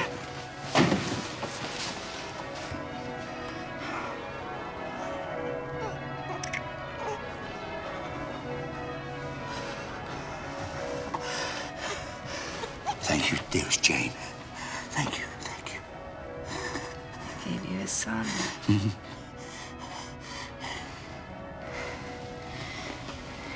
not angry with me. Angry? I will show you generosity like no other woman has seen. I will carpet your rooms with flowers for the rest of your life. I will make you the most adored, most celebrated queen in history. Jane. Jane. Please, leave us. The queen is tired. She must rest. Rest. There's too many people. My lord. No, there's too many people. My lord. She must rest. Jane, she must rest. She has a fever, my lord, and is very weak. God. This night is important. If she survives... Save her. You understand? She is the Queen of England and mother of my son.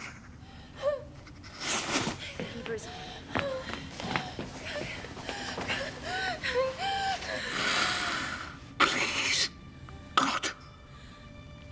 God. Please, please, please, please.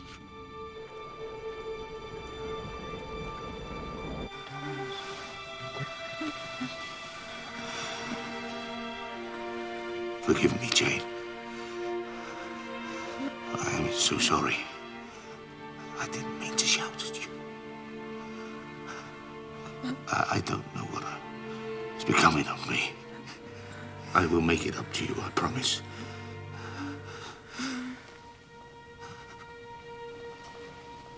Jane.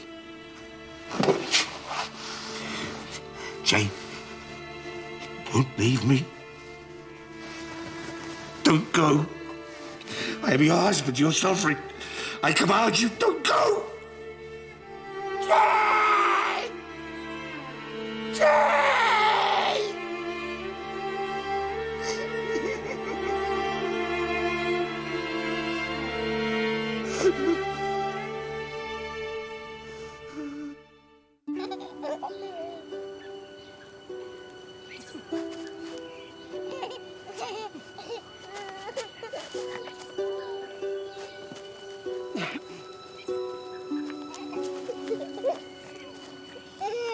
And how is the prince?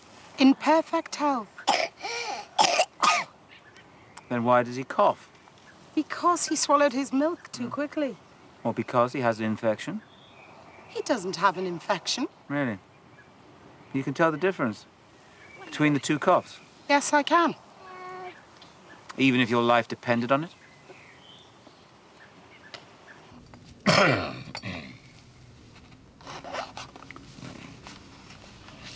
Before I go, Your Grace, there is another matter. It has been 2 years since the late Queen died, and we still have not agreed on a replacement.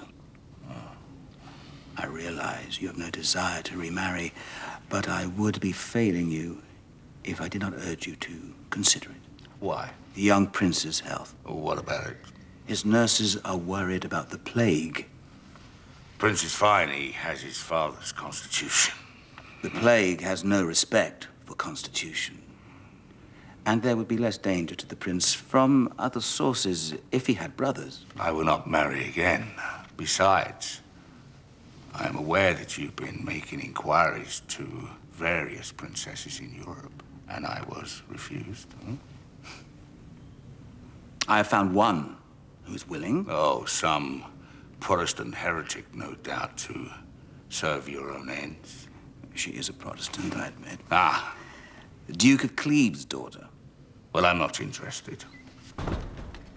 Your Grace, since your excommunication, France has allied with the Emperor. England needs the Germans.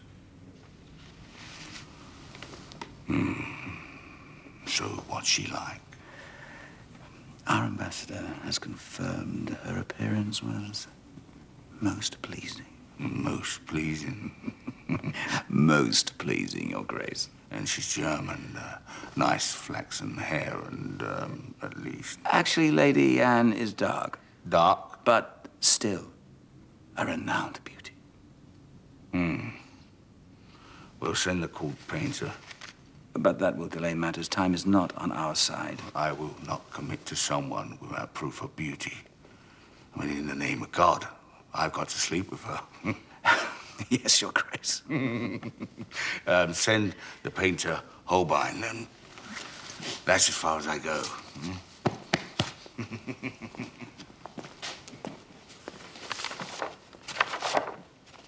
Corpus Christi. Corpus Christi. Amen. Corpus Christi. Amen. Corpus Christi. Corpus Christi. Amen. It's painful to watch. The king is half the man he was in spirit and twice the man he was in size. Cromwell and Cranmer push him this way and the next to suit their own ends. I tell you, Bishop Gardner, it's a sorry England you return to.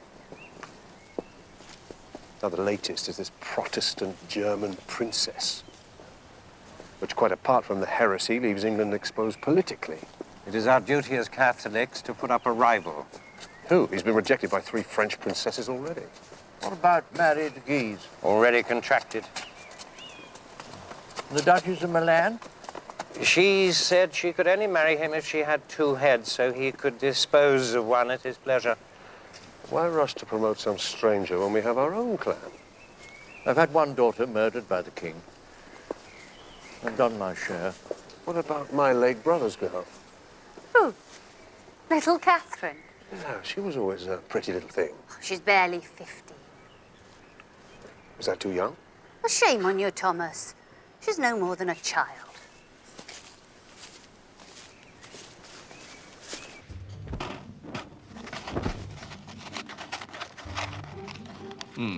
Not bad. The painter, Master Holbein, was certainly favorably impressed. Oh, not just because you instructed him to be. And not because you whispered the political significance of this choice in his ear. Absolutely not, my lord. Well, she has full lips and a rising bosom, which I like. When can we meet her? Just as soon as the lawyers are finished with the contract. What lawyers? The princess, it seems, has been unusually cautious. Yeah, well, German lawyers. I don't like the sound of that. But there is no need for concern. I have it all under control. And all being well, the princess shall soon set sail for England. Good. Let me know when she does, and we'll meet her on the way. Give her a surprise. Right. Give me a plum. 2 plums. Yeah. Nice and ripe.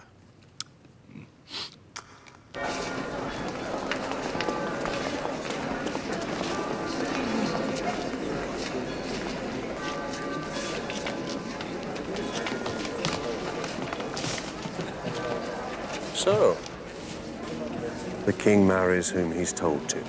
Congratulations, Cromwell. A personal victory. Only if the union serves the kingdom. Even the late Cardinal Wolsey was never so close he could instruct our king with whom he should sleep. And nor do I. His Majesty has gone to Rochester to inspect her for himself when she arrives. But we will pray, I'm sure, for the safety of this country, and he will be satisfied. We do not pray, Cromwell, that England falls into the hands of the heretics. Protestant and Catholic, my Lord Bishop. We are brothers in the Christian Church.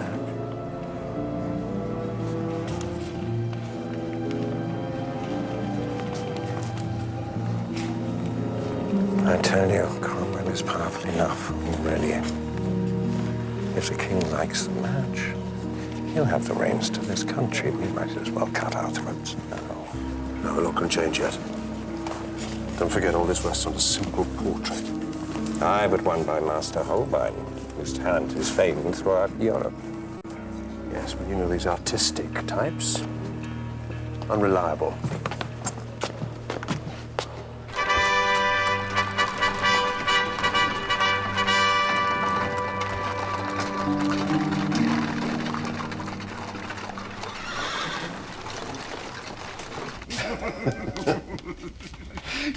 She's a monster, Thomas. She looks like a horse. No, worse. I would gladly ride a horse. Break the engagement. I can't, thanks to Cromwell. I mean, Henry, King of England, trapped by German lawyers. I had the wedding night to consider. Good God, can you imagine? She can't be that bad. Oh, Thomas, she has an arse as big as Normandy and poor evil smells about herself. There must be a solution. Well, if you could find a solution, Thomas, then I would be forever in your debt.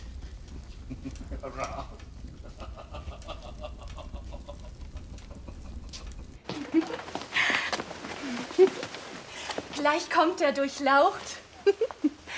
Man hat schon so viel gehört vom König als Liebhaber. Er hat einen besonderen Ruf.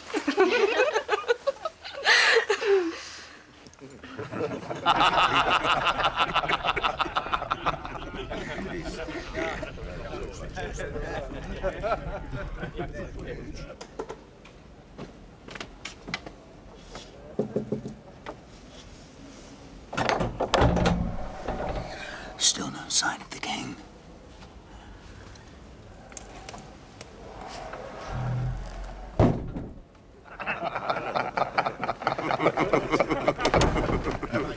Ah, Cromwell. What brings you at this time? Just wondering, my lord, when you were thinking of going to bed. When I'm tired? Do I look tired? No, of course not. Well, what's the problem? It's just... this is your wedding night. Yes. So I thought His Majesty might not be going to bed to sleep. Why? What else should I be doing? Your Majesty.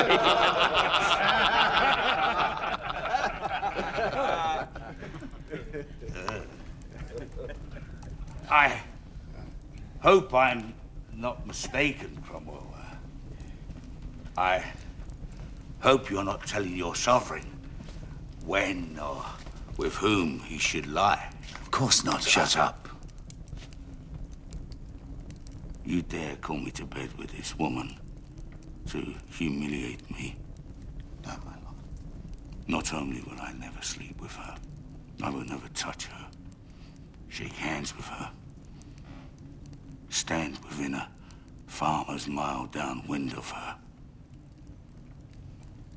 Now, if you want to do something useful, find a way out of this contract, or within a month, your flesh will be feeding worms on Tower Hill.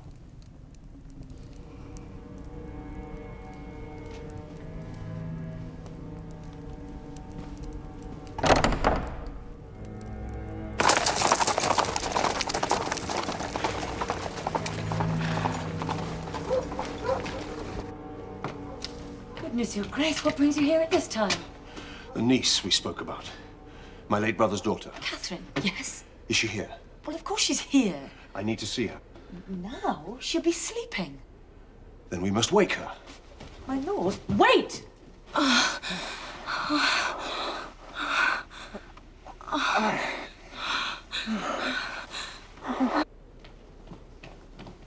This is her room. Catherine. Oh, quick, Francis.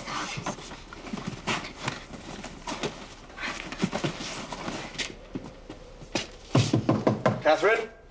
Who is it? It's Uncle Thomas. Come to the door.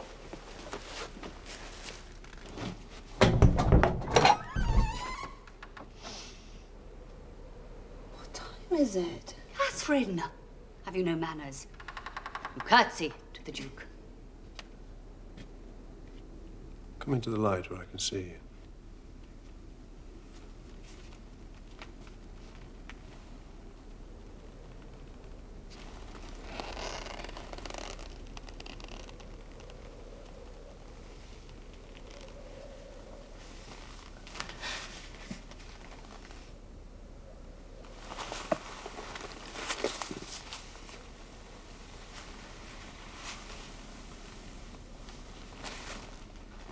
Does she bleed yet? Yes.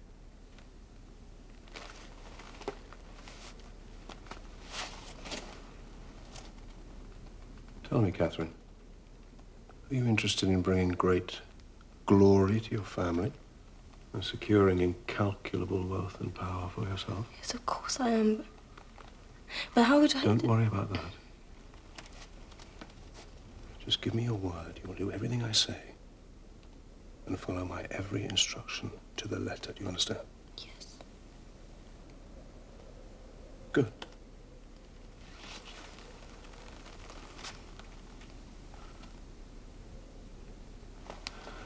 Very good. And? Nothing, sir. After 3 months searching, you have found no irregularities in the contract? No contradictions that we can exploit? None. It seems the Queen was a snow-white virgin until she reached our shores. And remains one still, despite having been married for 5 months. It seems the Catholics will have the last laugh after all. So, we are to dissolve the marriage? Yes. And watch powerlessly as the German lawyers hit us with every penalty clause they cut. Does the King know? Not yet. What? I beg you, give me a chance to remedy the situation. Remedy what, man? They're signed and sealed! It was the artist Holbein's fault. If he had No, not it was painted- your fault! You have allowed them to make a fool of me! I never wanted this marriage! I never even wanted to meet Anne of Cleves! You said it was important! You have made a fool of me! Get out. Get out! The King does not need your useless remedies or your wives that bring lawyers to rape me! Get out! Get out!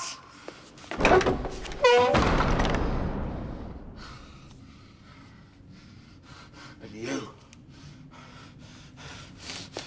I'll find a fate for you when I can bring myself to entertain you in my thoughts. Get out of my sight. Get out!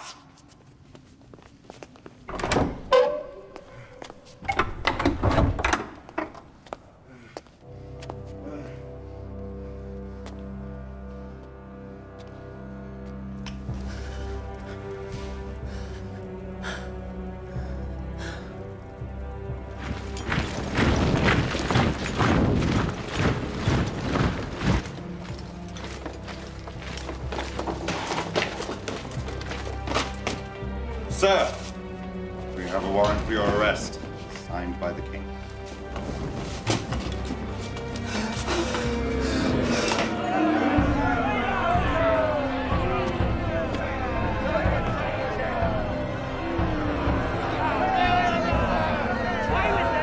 I die the King's true servant! God save the King!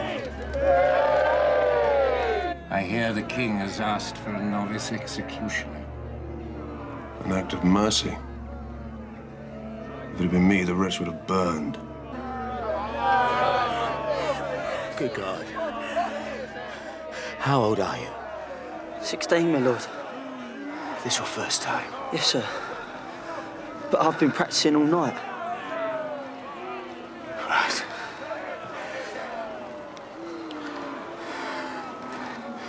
Do the best you can. That's all I ask.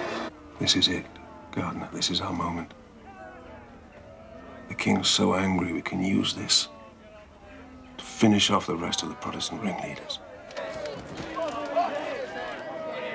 Don't be nervous.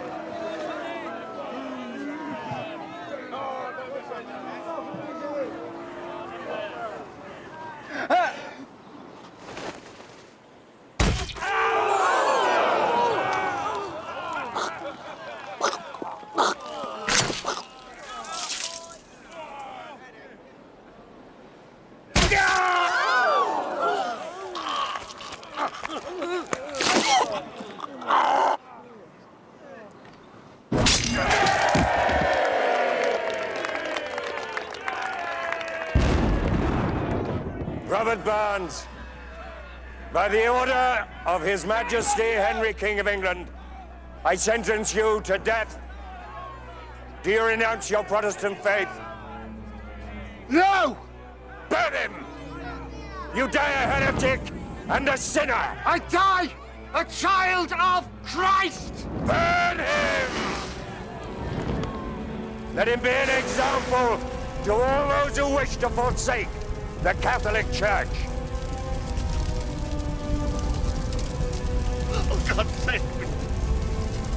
Jesus Christ, receive me! Ah! Ah!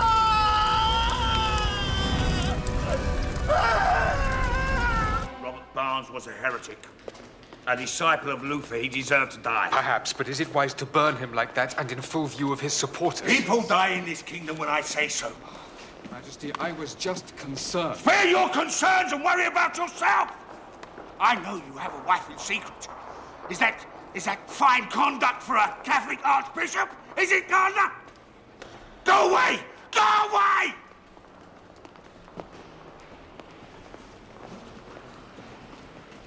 Your Grace. Well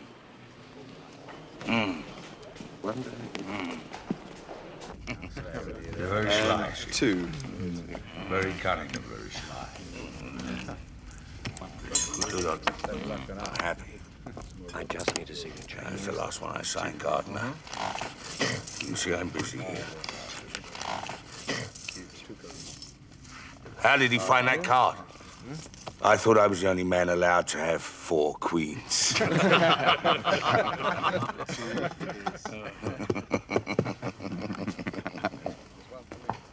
Your Grace. Thomas, there's another man I've made grotesquely rich. I hope your manners are better than this lot, and will lose some of it back to me. I'm delighted, as always. Yeah. Your Grace. And again? Your Grace may remember I mentioned I brought my niece Catherine to court. What? My late brother's daughter. Oh, yes, yes. She's here now. May I present her? Yes.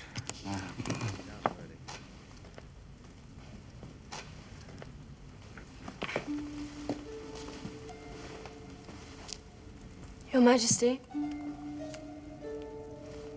Come here. What did you say your name was again? Catherine, Your Grace. Catherine Howard. Let me have a closer look.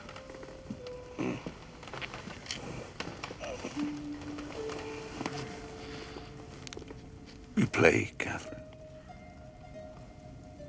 I understand the rules, Your Grace, but do not play. Cards are not proper entertainment for ladies. And what is proper entertainment for ladies? Needlework, prayer, and painting. Quite right. Quite right. I'll take 2. No, Your Majesty, take 3. Sir Nicholas changed 2, which means he's looking for hearts. Sir Francis wanted just 1, which means he's looking for a pair. And the player sitting west? Thomas Culpepper. Looks so glum, he wishes to fold. You should change 3 to give you a chance of 3 of a kind. My lord.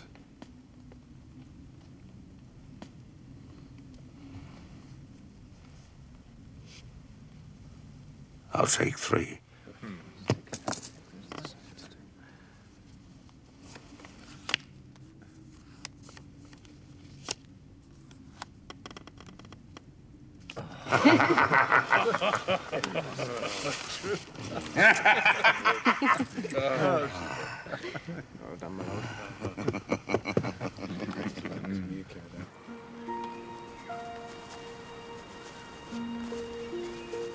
My God, she's beautiful. Beautiful, Thomas. Do you think she would ever have me? Have you? His Majesty forgets he is the king and can have whoever he wants. Of course, but I mean willingly. Do you think that something so pure, so perfect, could ever actually grow to love me? She's often spoken to me of her attraction for His Majesty. Really? Yes, and how unlucky he's been, and how she would like to serve him as a wife and mother to his children. Really, she really said that? She did. Then she is a rose, Thomas. A rose without a thorn.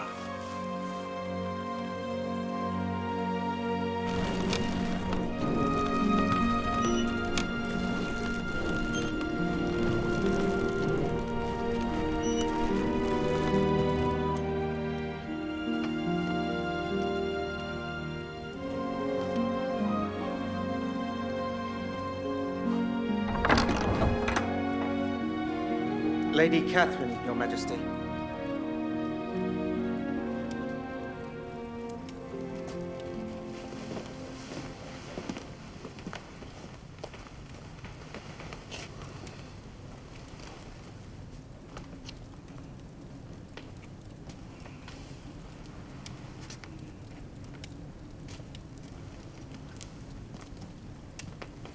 Catherine.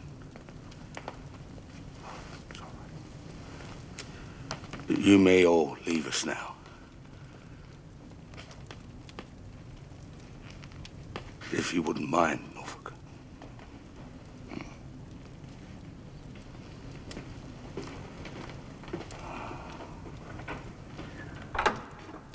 Catherine, I wish to ask you something.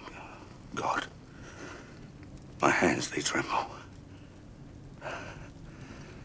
You're probably thinking that I've said these things 1,000 times before. That's not true. I never have. Your Majesty, I know I'm old and I have lost my looks. it's not true. No, it's the truth.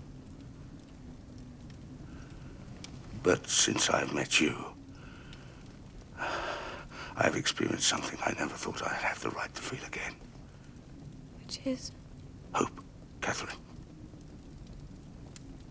Hope that maybe I'd have a chance before I die to love someone properly, to give where I've only taken, to make someone happy.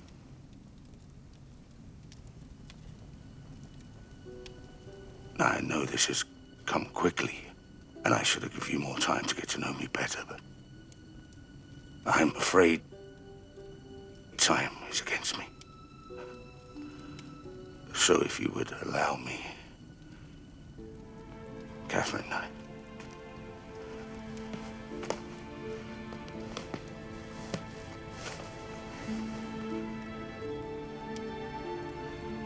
will you marry me? Marry me and become my queen.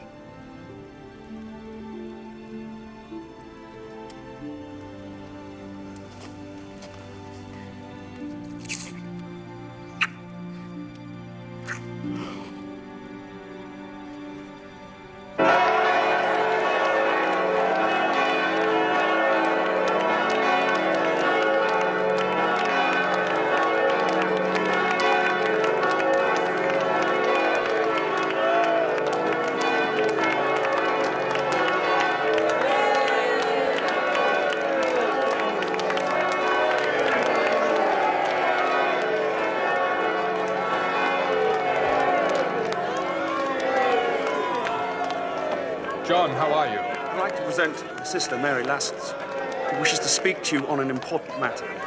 It's about the Queen. Then speak, Mary. I'd prefer if we did it in private. Come now, what could you possibly say about the Queen that you could not say in public?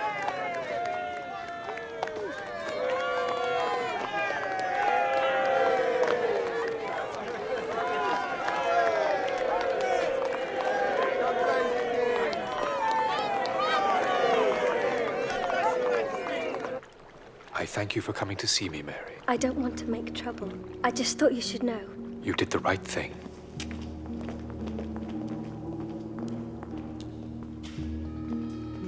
Tell the Seymour brothers I would see them.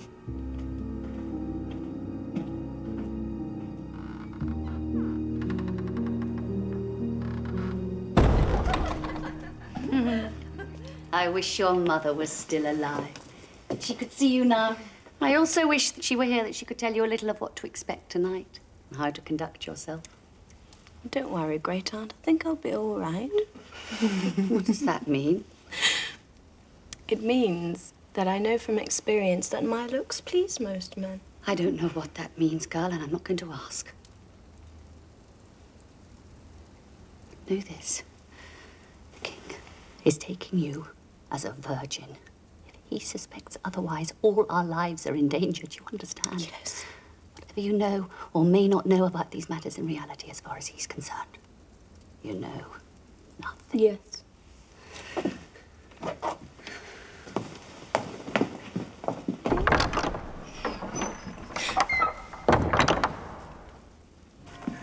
My God, I can hardly contain myself. Feelings I thought were dead and buried are revived at the mere sound of her name. She is a revelation. She will give me sons, many sons. I will lie with her every night, twice a night, 3 times a night. We will have an army of sons.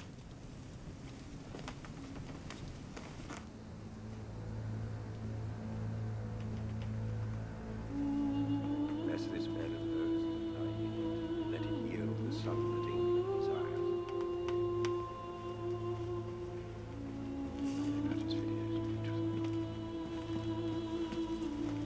My God, I have cast my eyes over some of the great treasures of this world, but none of which compare with you.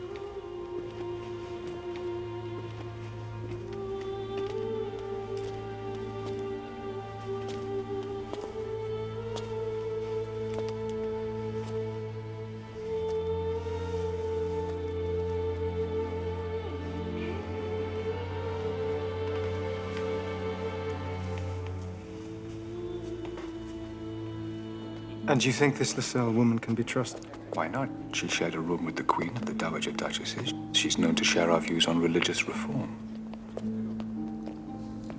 But even if it is true, fornication before marriage with this... Francis Durham. It's a scandal, not a crime. But it was not just fornication, was it? There was also a pre-contract to marry. Ceci, there are no official documents. And we should tread carefully. The king's love for this girl is blind, and until we find something that implicates her beyond all doubt, we should remain quiet.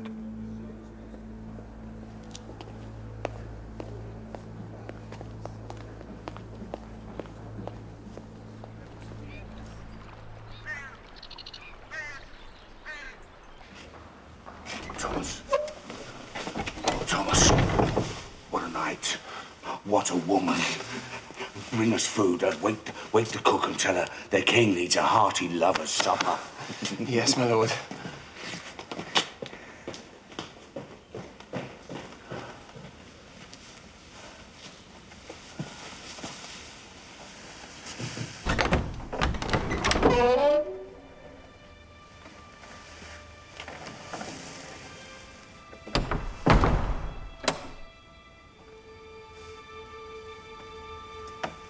I can hardly look you in the eye.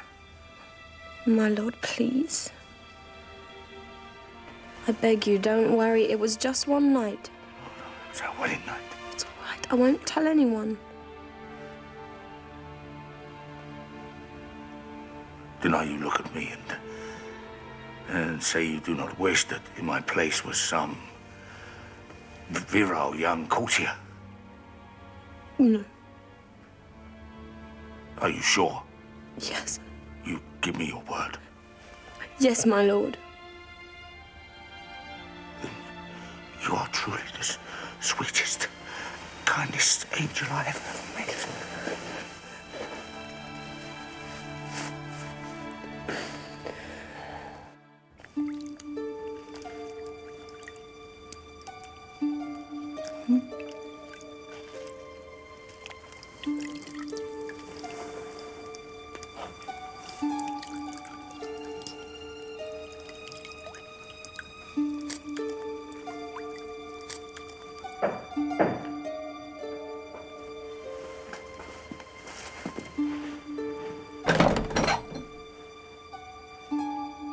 Master Culpepper, Your Majesty. Show him in. I beg your pardon. I said show him in.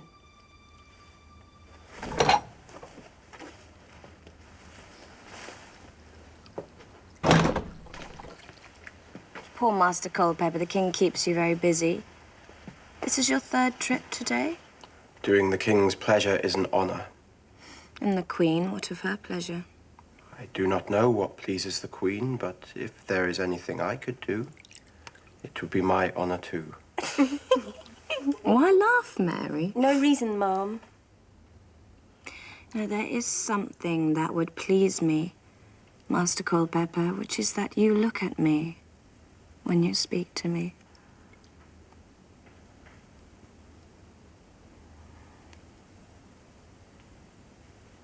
And you can open that box.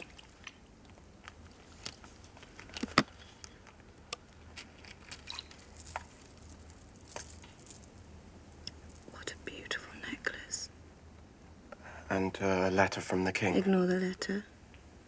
And bring me the necklace.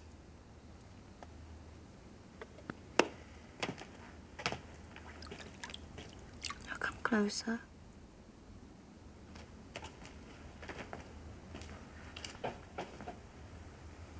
Closer.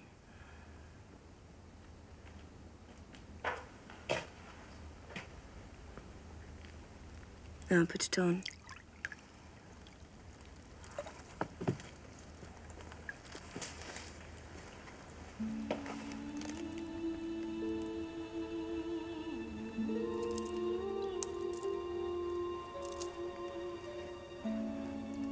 Thank you, Master Culpepper. You may go. Majesty.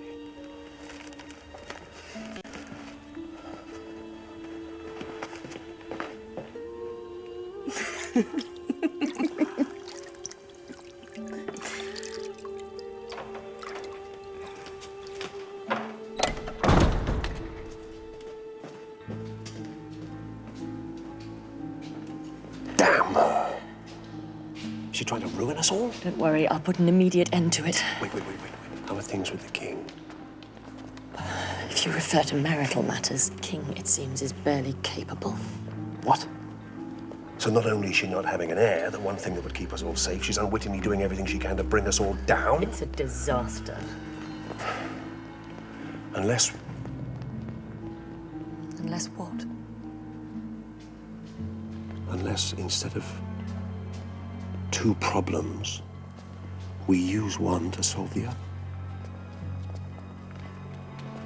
The king wants a son, but is unable. Catherine wants her lover, who is able. Come with me.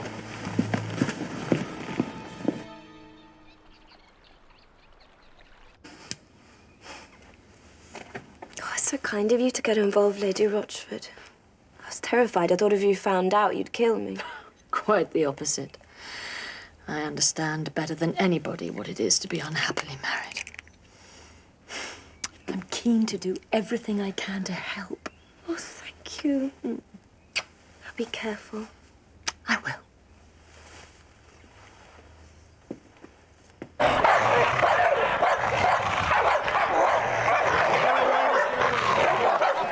It's the Queen. The entertainment's about to start.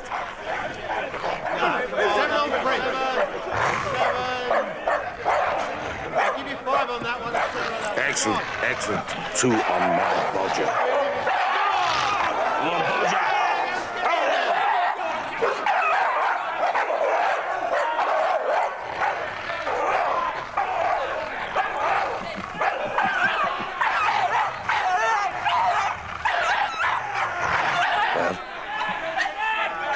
I couldn't find her, my lord. What? She wasn't in her quarters. Of course she was. She said she was feeling unwell and that she would be resting all afternoon. She must be there. Try again.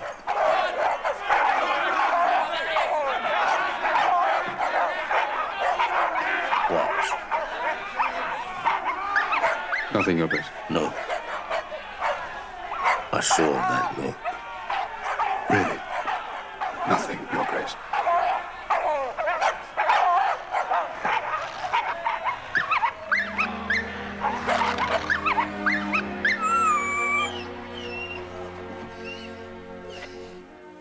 Is it always going to be like this? Hiding away, meeting in secret. It's only as long as he's alive. And then we can marry and have our love in the open. And let's hope the fat fool dies soon. Oh, fine way to talk of your king. Believe me, I was his most loyal, most trusted servant. I would have fallen on my sword for him until I met his wife.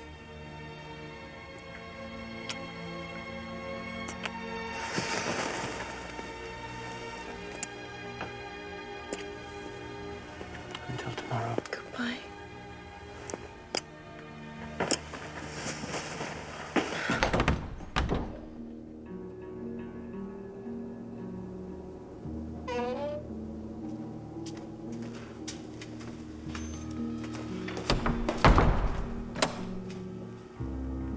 It doesn't make sense. Lady Rochford actually facilitating it. That old snake could never do anything without Norfolk's approval, and he'd never jeopardize Catherine's position. Unless sleeping with Culpeper would somehow help her. Either way, we have no choice. We must tell the king. But it would break his heart. Oh, for God's sake, what's the alternative? That one of his closest courtiers continues to cuckold him behind his back? Give us a bastard as future King of England? God forbid. No, there's no alternative. I'm just not sure I have the strength to do it face to face.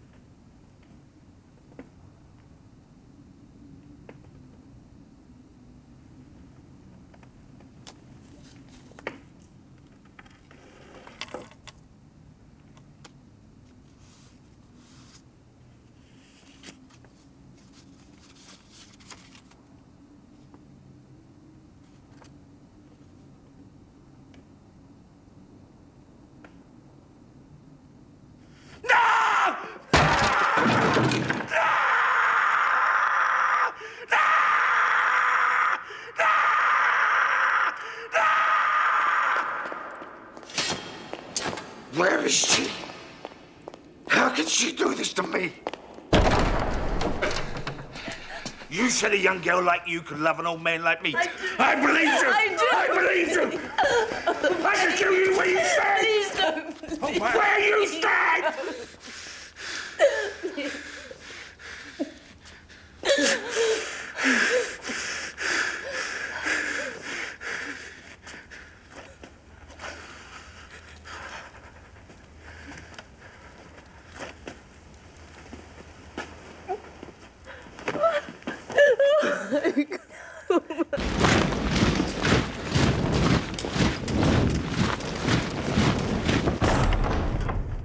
Thomas Edward Culpeper, by the power invested in me by the court of His Majesty, I arrest you on charges of high treason.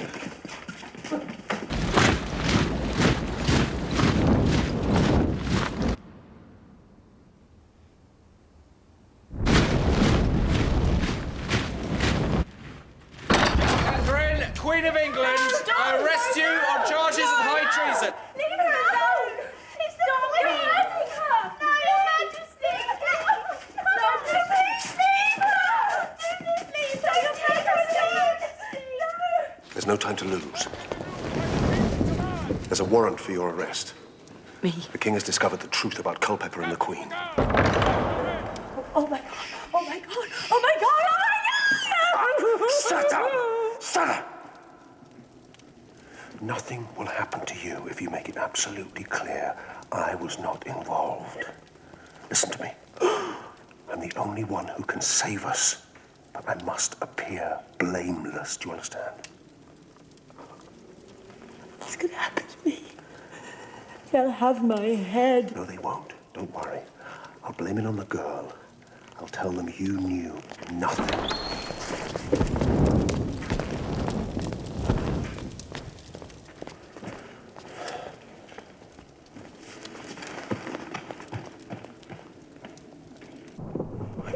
Your Majesty, it was the girl and Lady Rochford. They're in league together. Why, Thomas? Did I not reward you enough? Yes, you did. And in return, have I not been your most loyal servant? But you knew everything that was going on. You knew it would break my heart. Am I to always be betrayed by those I love? Your Majesty, please don't do this to me. Your ambitions are greater than your love for me. That in itself is treason. Your Majesty, wait!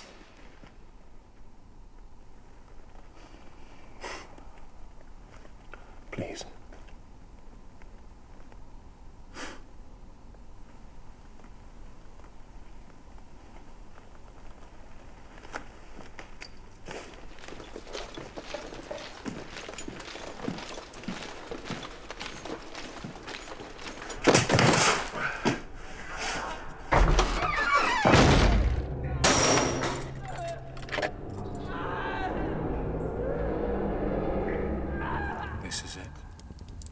This is it, Brother Edward. This is our moment.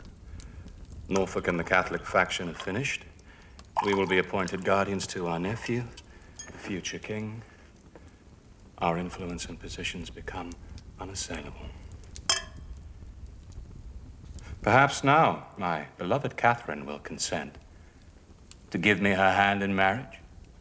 How very romantic.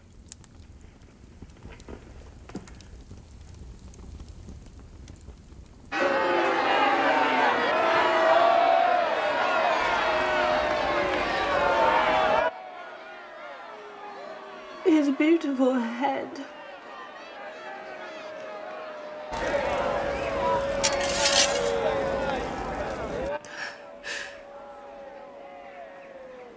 I hope they kill me soon that I may join him.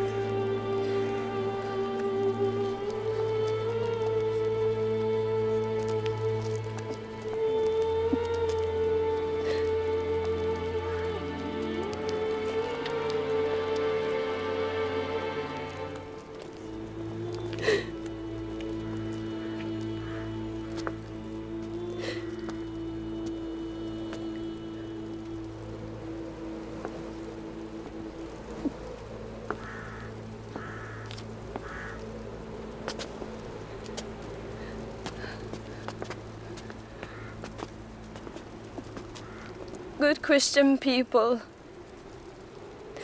I have been justly condemned and deserve to die. I urge you,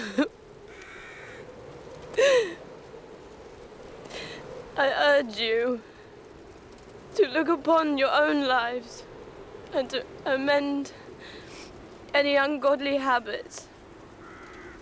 Obey the king at all times. And please pray for my wretched soul. Oh, God.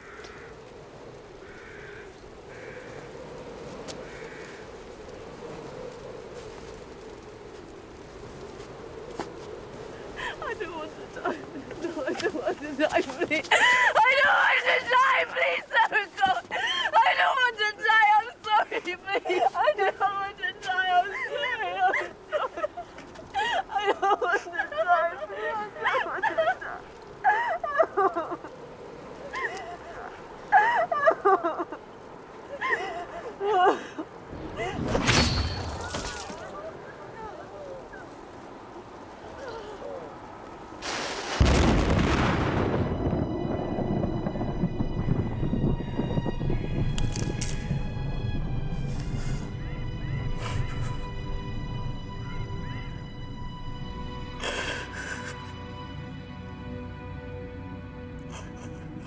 I don't want to die.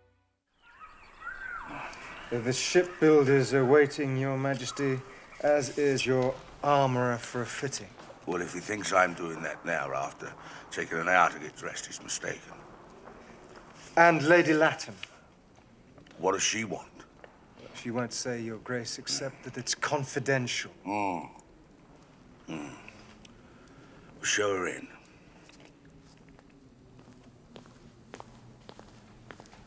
Lady Latimer.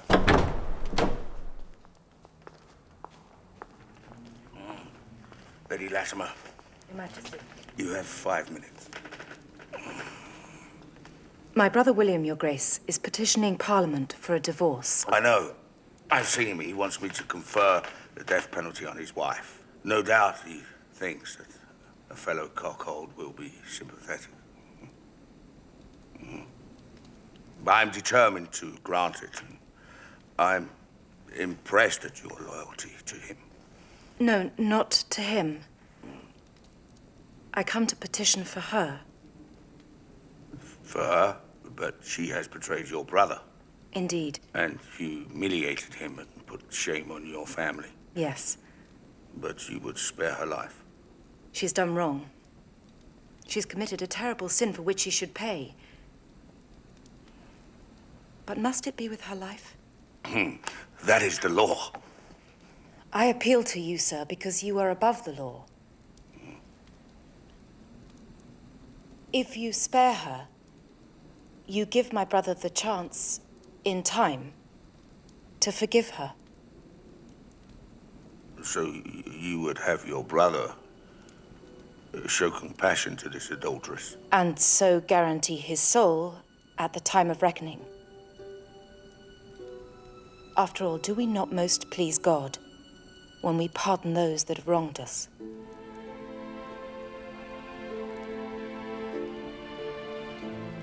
Lord Parr is a fortunate man to have someone watch over him so. It is what any good sister would do. Is it?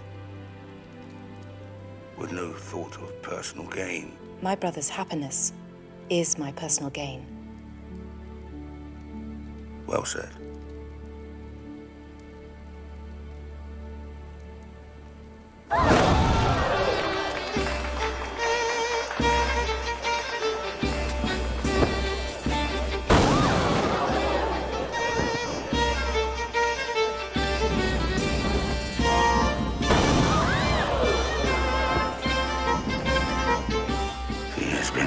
Twice before, you know, and to men much older than herself. Please, Your Grace, and is known throughout the court for her intelligence, modesty, and her virtue.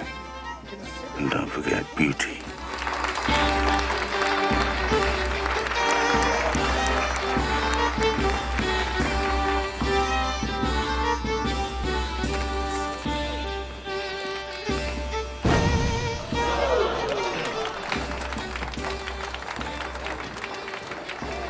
It is not right for a beautiful woman such as you not to have a husband. Your Majesty. Or an ailing man who is close to death not to have a companion. Indeed. And I hope His Majesty soon finds somebody suitable. What about you, Lady Latimer? You are a good woman. Alas, I am promised elsewhere.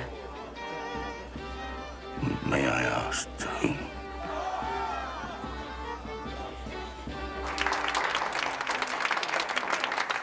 Of course. Seymour's never one to miss a good opportunity.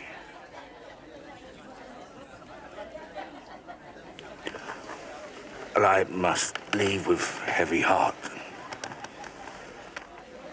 and dream about what might have been.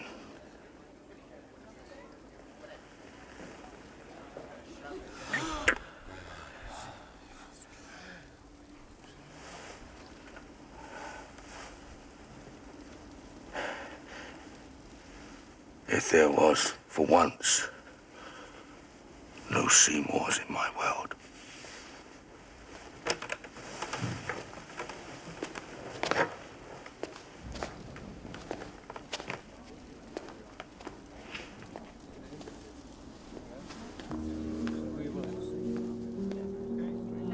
Think, Penny. Think. Lady Latimer is undeniably an advantageous match right now. But just think how much more advantageous she'd be as the king's widow. No. With all the land and revenue she'd bring as the widow. And when will that be? A year. 2 at the most. His heart is weak. His leg is infected. He'll soon be dead. He wants a companion for the last few months of his life. Let him have her. God knows he won't be able to sully her. You know, Edward, of the two of us, I always thought I was the more ambitious. I was wrong. Come. Swallow your medicine. Take a nice foreign posting somewhere. Bide your time. Wait for news from your big brother that the king is dead.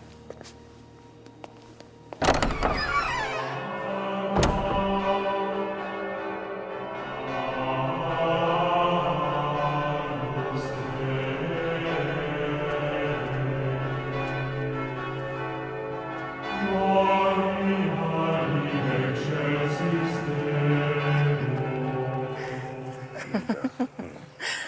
Elizabeth has agreed to come. She's on her way. Mary too. Yes, and Mary too. Thank you, Catherine. Thank you. You know, this will be the first time we've been all together. I have so much planned. We shall play cards. Mary is a sharp player, that much I know, and she has a great fondness for young Edward. We shall play music. Elizabeth has a love for music.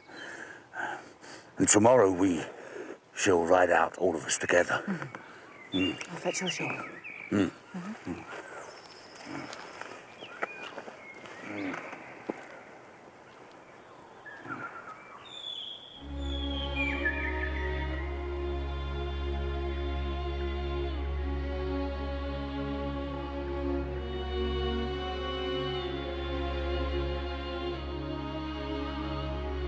It is me, Henry.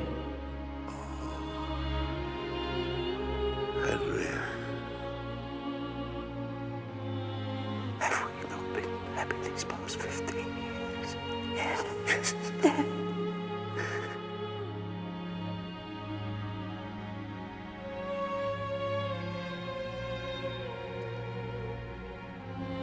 Your Majesty.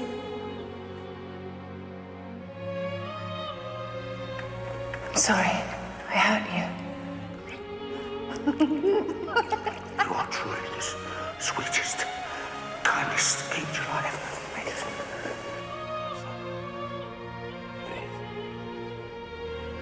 It's a sign from God.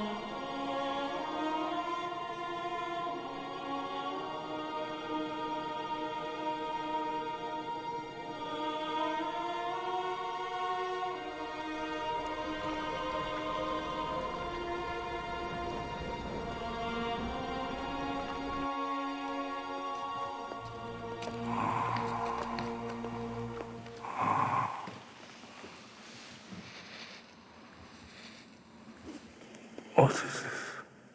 Death warrants, Your Grace. It is for the Duke of Norfolk, Your Grace.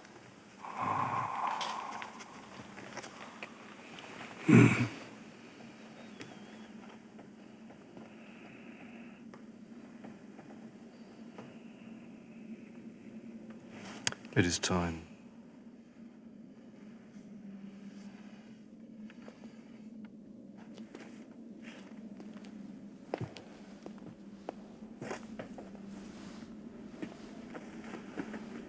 It's time.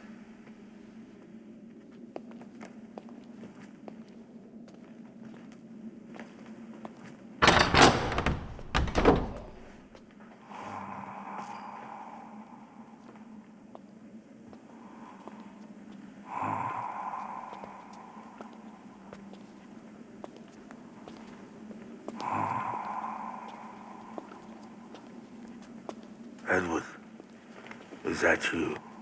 Yes, Father, I'm here. Edward, I am dying. By tonight, you will be king. Your sisters Mary and Elizabeth, honor and protect them always. Yes, Father. The country is on the threshold of civil war. You have but a faint grip on the crown. Your enemies hide in the shadows. I am ready, Father. Are you? Then tell me, what is the most important thing to do to be a successful king?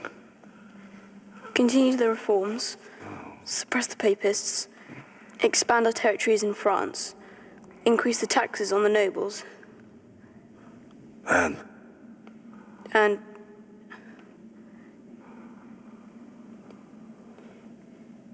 have a son. That is the most important thing I can do. no. No. To be successful as king, first you must be successful as a man. Listen to your heart, Edward. For the voice of your conscience is the voice of God. Do you die in the faith of Christ? He squeezed my hand. He gave an answer.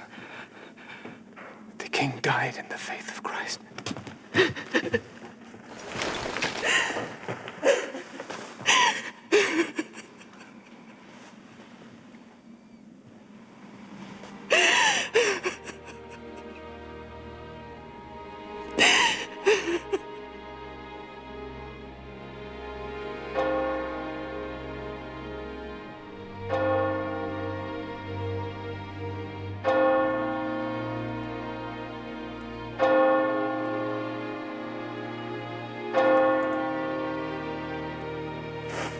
The Duke of Norfolk escaped death. In time, he was released from the Tower, given a full pardon, and regained all his lands and power.